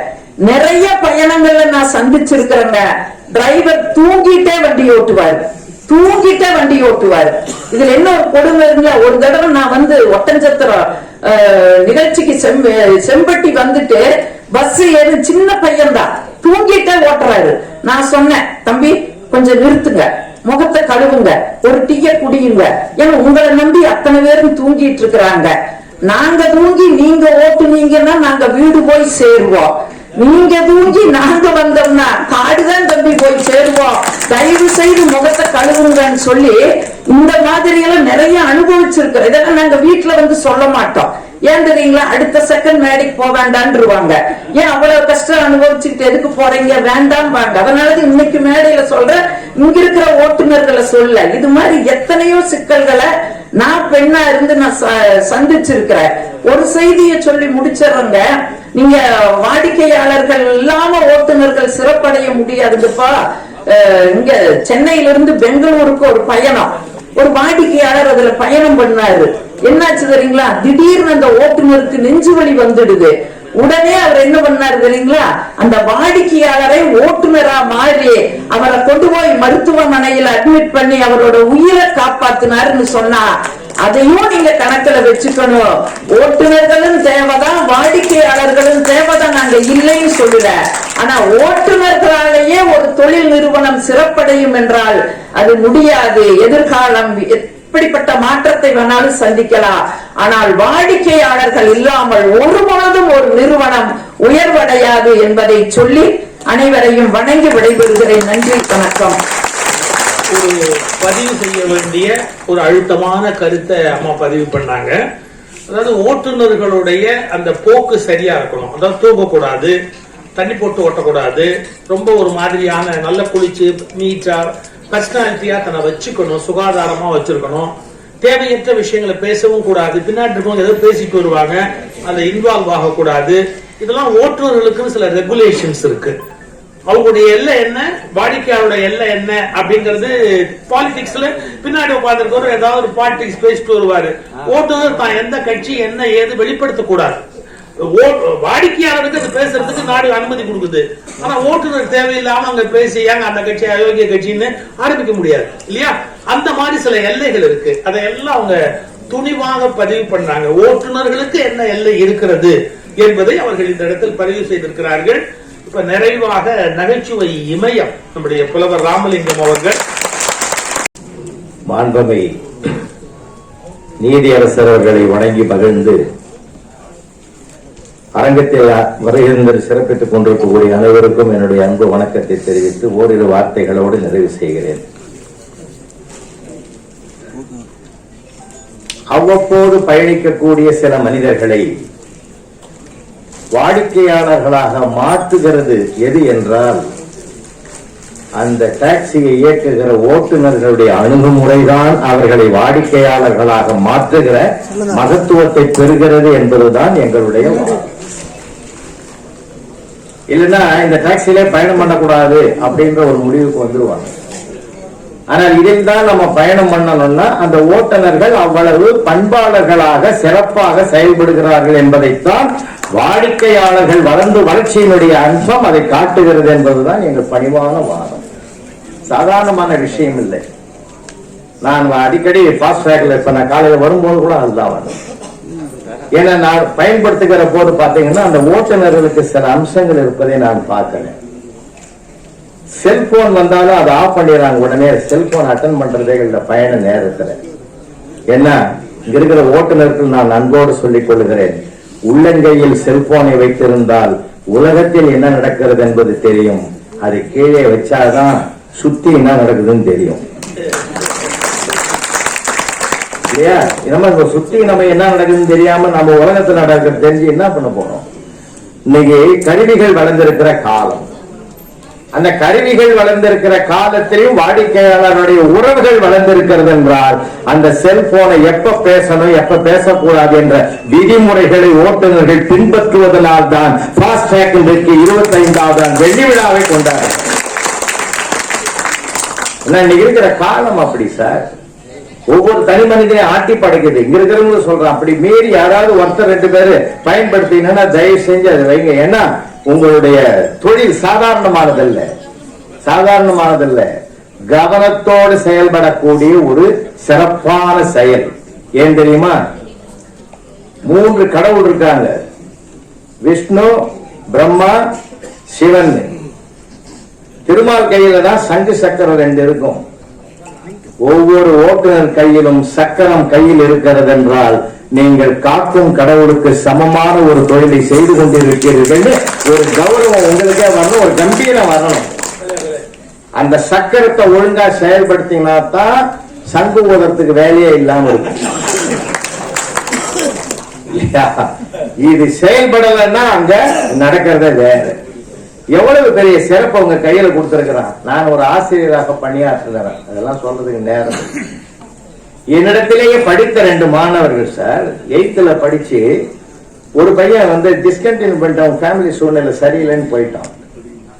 அவன் போயப்பட்ட டிரைவர் எல்லாம் படிச்சு டிரைவர் கத்துக்கிட்டு தொழில் கைதியில பதிவு பண்ணி கவர்மெண்ட் ஜாப்ல அவனை ஒரு ஜீப் ஓட்டுற டிரைவரா ஒரு டிஸ்ட்ரிக்டுக்கு சேர்ந்தான், கலெக்டருக்கு. அதே கிளாஸ்ல அவங்க கூட படிச்ச பையன் பிற்காலத்துல கலெக்டரா அதே சீட்ல உட்கார்றான். 2 பேரும் 8th ஒன்னா படிச்ச பிள்ளைங்க. நீங்க அவர் கலெக்டர் ஆயிட்டாரு, இவரு டிரைவர் ஆயிட்டாரு, ஓட்டுநர் ஆயிட்டாரு, நீங்க வருத்தப்படுவீங்க. நான் ரொம்ப பெருமைப்பட்டேன். ஏன் தெரியுமா? மாவட்டத்தின் பாதுகாப்பு கலெக்டர் கிட்ட, கலெக்டரின் பாதுகாப்பு ஓட்டுநர் கிட்டன்னா இதே வேறுபாடே எனக்கு தெரியல. அவரவர் செயலில் அவரவர் உயர்ந்தவர்கள். யாருக்கு இல்லை. ஓட்டுநர்கள் சரியா இல்லைன்னு வச்சுங்களேன் சார், விரும்ப மாட்டாங்க சார் மனிதன். இன்னைக்கு மனசு தூய்மையா இருக்கணும், அதே சமயத்துல கார் உள்ளேயும் தூய்மை இருக்கணும். அந்த தூய்மையும் சிறப்பும் பெருமையும் தான் ஒரு ஓட்டுநர்களுக்கு ஒரு மகத்துவம். உள்ள நுழையும் போது இன்னொன்னு சார், இங்க இருக்கிற அன்பு தம்பிகளுக்கு நான் அன்போடு சொல்றது, 2 விஷயத்தை கையில் எடுத்துக்கணும். நாம வாழ்க்கையில ஜெயிக்கணும்னா அது எந்த தொழிலா இருக்கட்டும். ஒண்ணு மௌனம், இன்னொன்னு புன்னகை. நாம சில நேரங்கள்ல மௌனத்தை கையில் எடுக்கணும், பேசாம இருக்கணும் சார். அவன் வாடிக்கையாளர்கள் உட்கார்ந்தா அவன் எதையாவது பேசின்னு இருப்பான். நாம அதை காதல வாங்கி அதுக்கு ஆன்சர் சொல்லக்கூடாது. அனாவசியமான பிரச்சனைகள் டெவலப் ஆகிறதுக்கு நிறைய வாய்ப்புகளை நான் பார்த்திருக்கிறேன் சார், நிறைய பார்த்திருக்கிறேன். அப்படிதான் நான் அந்த காலத்தெல்லாம் பாயிண்ட் டு பாயிண்ட் பஸ்ல வருவோம் சார். வாணியம்பாடியில பேசிட்டு பைபாஸ் ரைடர் ராத்திரி 1:30 மணிக்கு பறந்து வரான் சார். யாரோ ஒருத்தன் டிக்கெட் வாங்கல போது கண்டக்டர் செக் பண்ணிட்டு அவரால் கண்டுபிடிக்க முடியல. எல்லாரும் டிக்கெட் வாங்கியாச்சான்னு கேட்டார். அதில் ஒருத்தன் சொன்னா பஸ் போற வேகத்தை பார்த்தா அப்படிதான் தெரியுது. 2வதுங்க, சின்ன சின்ன விஷயங்கள் ஓட்டுநருக்கு எவ்வளவு பெரிய பொறுப்பு கையில் இருக்கு தெரியுங்களா? லேசான விஷயம் இல்ல சார். எல்லாரும் ஓட்டுநர் ஆயிட முடியுமா? யாருக்கு அந்த பொறுப்பும் சிறப்பும் சகிப்புத்தன்மையும் பொறுமையும் திறமையும் கவனமும் என கடின உழைப்பு வேற கவன உழைப்பு வேற, அந்த கவனமும் யாருக்கு அம்சமாக இருக்கிறதோ அவர்களால் தான் சிறந்த ஓட்டுநர்களாக தொடர்ந்து செயல்பட முடியும். இன்னும் சொல்ல போனா ஒவ்வொரு ஓட்டுநருக்கும் 2 ஒய்ஃப் சார். ஒரு ஒய்ஃப் வீட்டுல இருக்குது, ஒரு இன்னொரு ஒய்ஃப் வந்து செகண்ட் ஒய்ஃப் காரு, அந்த டாக்ஸி தான் அவருக்கு செகண்ட் ஒய்ஃப். அப்படி நல்ல நேசிச்சாதான் சார், அப்படி நேசிச்சாதான் அதை வாழ்க்கையில நம்ம நல்லபடியா சுவாசிக்க முடியும். சாதாரணமான விஷயம் நினைக்காதீங்க. அதனால வாழ்க்கையில் ஒரு புனிதமான எந்த தொழிலும் புனிதமானதுதான். நீங்க நாங்களாம் சார் உண்மையிலே சொல்றேன், ஒரு டிரைவர் நான் அப்பாயின்மெண்ட் வந்து நான் கார் ஓட்டுறதுக்கு வந்ததுனால நீ பான்பராக் போடுவியா, சிகரெட் குடிப்பியா, பித்தளப்பாக்கு போடுவியா, எதுவுமே இல்ல சார் அப்படின்னா வா. ஏன்னா வாடிக்கையாளர்கள் இதையெல்லாம் சின்ன சின்ன விஷயங்கள் நீங்க ஒதுக்காதீங்க. சின்ன சின்ன விஷயங்கள் தான் மிகப்பெரிய வெற்றிக்கு காரணமாக இருக்கிறது என்பதை நாம வாழ்க்கையில பின்பற்றணும்னா இன்னும் நல்லா இருக்கலாம் சார், இன்னும் சிறப்பா இருக்கலாம். சாதாரணமான விஷயம் நான் சொல்றது ஒன்னே ஒண்ணு சொல்றேன், நான் நிறைவு செய்யறேன். சூழ்நிலை அப்படி இருக்கு, இந்த டிராபிக் இல்லாத இடமே கிடையாது. அதாவது இந்த சிக்னல்ல பாத்தீங்கன்னா ரொம்ப ரொம்ப நீங்க முந்தி போகிறதுக்கு பெரும்பாலும் முயற்சி பண்ண கூடாது. ஏன்னா வாடிக்கையாளர் என்ன பண்ணுவான், சீக்கிரம் போகணும், ஏன்னா அவன் டென்ஷன் அவனுக்கு. ஆனா நாம அந்த பரபரப்புக்கு இடம் கொடுக்காம நாம எப்படி இயல்பா நடக்கணுமோ நம் விதிமுறைப்படி நாம நடக்கிறது தான் சிறப்பு. பாத்தீங்கன்னா இந்த சிக்னல்ல கூட பாருங்க, இப்ப சிக்னல்ல பாத்தீங்கன்னாக்கா இந்த எல்லோ வரும், எல்லோ வந்த உடனே முன்னாடி நிக்கிறவெல்லாம் பாருங்க ஸ்கூட்டர் ரேஸ் பண்ணிக்கிட்டே இருப்பான், நமக்கே காது வலிக்கும். டக்குன்னு இந்த எல்லோ வந்த உடனே அடுத்தது கிரீன் வரப்போகுதுன்னு அவன் பாஞ்சிடுவான். அவனை நம்பி 4 பேர் பின்னாடி போவான். பாத்துப்பீங்க இந்த காட்சியெல்லாம் பாத்துப்பீங்க. அப்படிதான் ஒரு டிராபிக்ல ஒருத்தன் முன்னாடி போயிட்டான் சார், முன்னாடி போனவனே அவனை நம்பி பின்னாடி போன 4 பேரையும் இந்த டிராபிக் இன்ஸ்பெக்டர் ஓரம் கட்டிட்டாரு. அதுல ஒருத்தன் கேட்டாங்க, முன்னாடி போன அவரை விட்டுட்டீங்க, எங்களை ஏன் சார் பிடிச்சீங்கன்னா, அவரை எப்படி நாங்க பிடிக்க முடியும், எங்க மார்க்கெட்டிங் எக்ஸிக்யூட்டிவ் அவர் தான், டெய்லி ஒரு 4-5 நாள் இப்படித்தான் போவாரு. அவரை நம்பி பின்னாடி 4 பேரா போவான். அவரை பிடிச்சி நாங்க ஒரு 25-30 கேஸ் பிடிப்போம். எங்கள் தொழிலே வாழ வைக்கிறவர் அவரு, அவரை போய் நாங்க எப்படிதான் பிடிக்கணும்? ஏன்னா நீங்க உலகத்துல என்ன நடக்குது ஏது நடக்குது நமக்கு தெரியாது சார், யாருக்குள்ள என்ன இருக்குது யாருக்கும் தெரியாது. அதனால்தான் நான் சொல்றேன், சில நேரங்களிலே மௌனம் சாதியுங்கள், சில நேரங்களிலே புன்னகை, லேசான புன்னகை. அடுத்தவங்க இடத்துல நம்ம வாலண்டியராக நுழைய கூடாது சார், நம்முடைய டிசிப்ளின். இன்னும் சொல்றேங்க, இந்த 25வது வெள்ளி விழா அடுத்த 50வது பொன் விழாவை நோக்கி பயணிக்க வேண்டும் என்றால் ஒவ்வொரு ஓட்டுநர்களும் அந்த பண்பில் இருந்து தவற மாறாமல் இருந்தால் தான் சிறிது படிப்படியாக உயர்ந்து கொண்டு வருவதற்கு வாய்ப்பு இருக்கிறது. ஒரு வாடிக்கையாளனுடைய மனசுல நிக்கணும்னா என்னுடைய செயல்பாடுகள் தான். ஏன் தெரியுமா உங்களுக்கு ஒரே வார்த்தை சொல்றேன், என்னை பிடிக்க நான் கிளாஸ்ல பாடம் நடத்தணும் 36 வருஷம். பாடம் எப்ப ஜெயிக்கும் தெரியுமா? என்னால ஜெயிக்கலைங்க. அதாவது என்னை பிடித்தால் தான் நான் நடத்துகிற பாடமும் பிடிக்கும் என்ற ஒரு சூசகத்தை என்னுடைய சர்வீஸ்ல நான் கண்டுபிடிச்ச உண்மை சார் இது. அதனால ஒரு ஓட்டுநரை பிடித்தால் தான் வாடிக்கையாளர்களுக்கும் அதில் பயணிக்க வேண்டும் என்ற எண்ணம் உருவாகும் என்றால் வாடிக்கையாளர்களை வளர்த்ததே நம்முடைய ஓட்டுநர்கள் தான். இந்த வெள்ளி விழாவுக்கு அஸ்திவாரங்களே ஓட்டுநர்கள் தான்.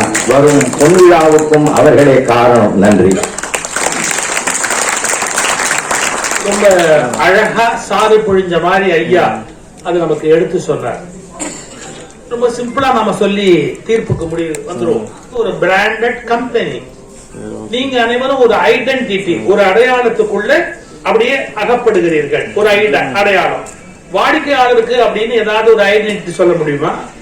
அவங்க வெவ்வேறு நிறுவனத்துல இருப்பாங்க, வெவ்வேறு குணத்துல இருப்பாங்க, வெவ்வேறு விதமான இயல்புல இருப்பாங்க, வெவ்வேறு விதமான அதிகார பதவி அல்லது ஒண்ணுமில்லாத ஒரு கோபம் எதுல வேணாலும் இருப்பாங்க. அதனால ஒழுங்குபடுத்தக்கூடிய துறை என்பது உங்கள் கையில் இருக்கிறது. ஒழுங்குபடுத்தப்பட முடியாத துறை என்பது வாடிக்கையாளராக இருக்கிறது. அதை யாரும் சரி பண்ணவே முடியாது. யார் வாடிக்கையாளராக வருவா அப்படின்னு யாருக்கு தெரியும்? சில பேர் ஏறி உட்காந்து அங்க போய் இங்க போ கையில காசே இருக்காது. ஒம்பாட்டு டாக்ஸில ஏறி உட்காந்து எங்கோனாலும் போய் சொல்லுவான், எங்கேயோ ஒரு இடத்துல காணாம போயிடுவான் ஒம்பாட்டுக்கு. கொஞ்சம் யோசிச்சு பாருங்க. அதனால யாரை சரி செய்ய முடியுமோ அவர்கள் தான் பொறுப்பாக ஆக்க முடியும்.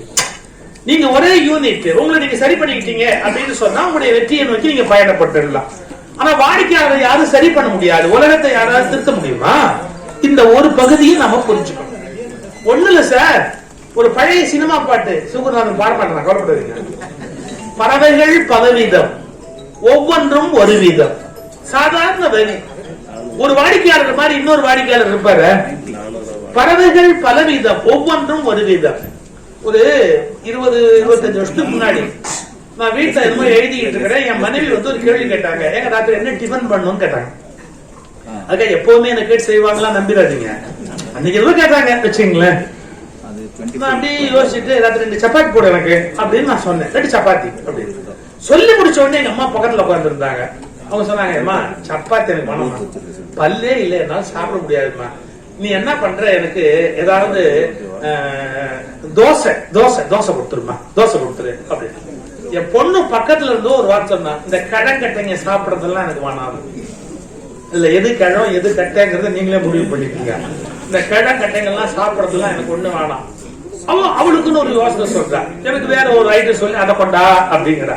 ஒருத்தர் சப்பாத்தி, ஒருத்தர் வந்து இட்லி. அவ ஆப்பம் கேட்டா. ஃப்ரிட்ஜில் ஆப்பம் மாவு இருக்குது இல்லம்மா அப்படின்னா. இருக்குது அப்படின்னாங்க. ஆப்பம் போடு அப்படின்னு. என் ஒய்ஃப் ஒரே ஒரு வார்த்தை சொல்லிட்டு அந்த இடத்த விட்டு போனா. ஒன்னு ஒரு டைப். இது சாப்பாட்டை சொல்றாளா எங்களை சொல்றாளா தெரியல. புரிஞ்சு போச்சு. அப்புறம் சாப்பிட உட்கார்ந்த பாருங்க. சாப்பிட உட்காரும் போதும் இரு அப்படின்ட்டு ஆப்பம் பொண்ணுக்கு வச்சா, சப்பாத்தி எனக்கு வச்சா, வச்சுட்டு எங்க அம்மாவுக்கு தோசையை வச்சுட்டு ஒன்னு ஒரு டைப் அப்படின்னு. முதல் தடவை மன்னிக்கலாம், 2வது தடவை எப்படி, ஏய் நீ யார சொல்ற, எங்களை சொல்றியா சாப்பாடு சொல்றியா, 2 சேர்த்துதான் சொல்றேன். என்ன சொல்ற, ஒரு வார்த்தை சொன்னாங்க பாருங்க, என்னால மறக்கவே முடியாது. ஆப்பம் மானஸ்தன், ஒரே சொல்லுல வெந்துரும், அத புரட்டி போட வேண்டிய அவசியமே இல்லை. ஆனா தோசை இருக்கு பாருங்க, ஒரு புரட்டு புரட்டினாதான் சரியா வரும்னா எங்க அம்மா. தோசைய திருப்பி போடணும் இல்ல, ஒன்னு புரட்டு புரட்டினாதான் சரியா வரும்னா. அடுத்து என்ன பார்த்து சொல்ற, சப்பாத்தி இல்ல புரட்டி புரட்டி போட்டா மட்டும்தான் சப்பாத்தி சரியா வரும். ஒரு செகண்ட் இப்படி யோசிச்சுட்டேன், எவ்வளவு பிரில்லியன்டா லைஃப் புரிய வச்சுட்டேன். எனக்கு நான் வருத்தப்படவே இல்லை.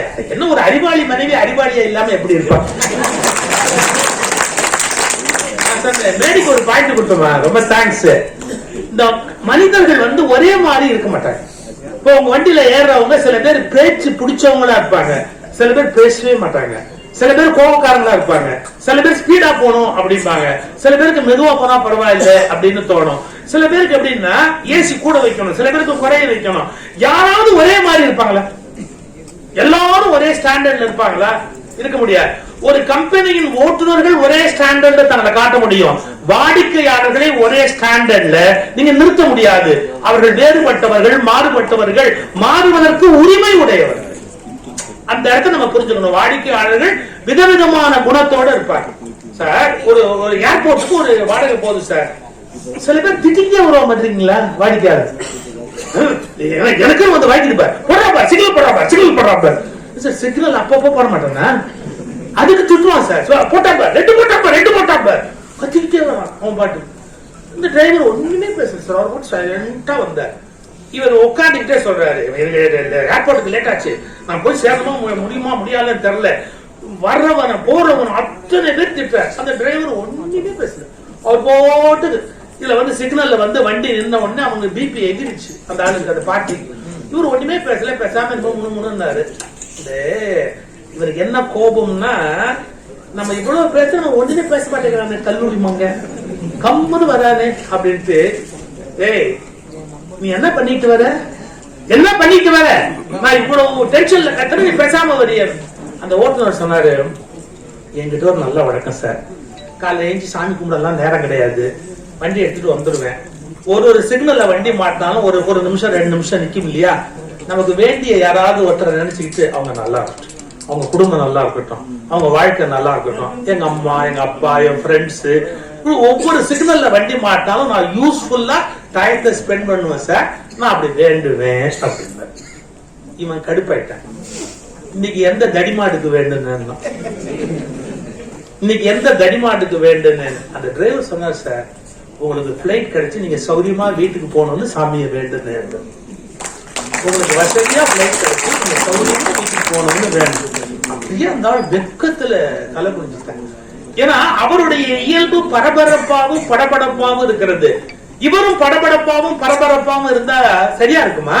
அப்படியே அமைதியா இருந்தார். விதவிதமான வாடிக்கையாளர்கள் வருகிற போதும் தன் சமநிலை குலையாமல் தன்னை வைத்துக் கொள்ளக்கூடிய ஒரு சித்தப்பிரஞ ஞான நிலையில ஓட்டுநர் இருந்தா மட்டும்தான் இந்த தொழிலையே தொடர்ந்து நடத்த முடியும். அசாத்திய கொடுமை. இது மட்டுமே இல்லைங்க, எல்லாருக்கும் இருக்கிற சிக்கல் தான் உங்களுக்கு ஒரு கூடுதல் சிக்கல். அது என்ன? வீட்டுல பிரச்சனை இருக்கும், ஏதோ ஒரு பிரச்சனை ஓடிட்டு இருக்கும். பொண்ணு கல்யாணத்துல ப்ராப்ளமா இருக்கலாம், மாப்பிள்ளை குடிச்சிட்டு வந்து மகளை அடிச்சிருக்கலாம், ஏதோ ஒண்ணு நடந்திருக்கும் நம்ம வீட்டுல. இந்த கவலையை நீங்க இங்க காட்ட முடியுமா? யாருமே ஆபீஸ்ல காட்ட முடியாது அவங்களுடைய கவலைய.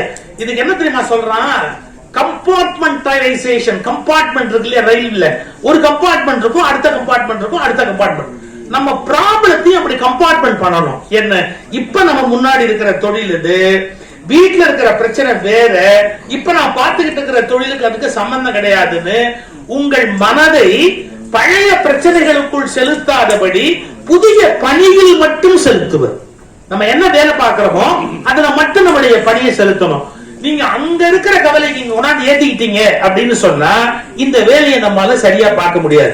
சடன்னு ஸ்பீடா போயிடுவோம், இல்ல சடன்னு கீழே வந்துடும். இந்தியாவில மட்டும் ஒரு ஆச்சரியம் சார். என்ன? வாரியார் சாணி தான் சொல்லுவார், சாணி பொறுக்கிற ஒரு கழிவு திடீர்னு ஓடியாரும் ரோட்ல. நீங்க அதாவது சட்டப்படி வெளிநாடுகள் எல்லாம் நாயோ விலங்கோ குறுக்க வந்தா ஓட்டுநர் பொறுப்பே கிடையாது. வெளிநாடுகள்ல அதை விடுவிச்சுட்டாங்க. ஏன்னா நீ உன் நாய வீட்டுல கட்டி வச்சிருக்கணுமே ஒழிய தெருவில் அது ஓடி வரக்கூடாது. பட் நம்ம நாட்டுல அப்படி இல்லை. நீங்க சரியா வண்டி ஓட்டும் போதே எவனோ தப்பா சைக்கிள் வந்து விழுந்துட்டா கூட நம்ம மக்கள் மனோநிலை என்ன தெரியுங்களா?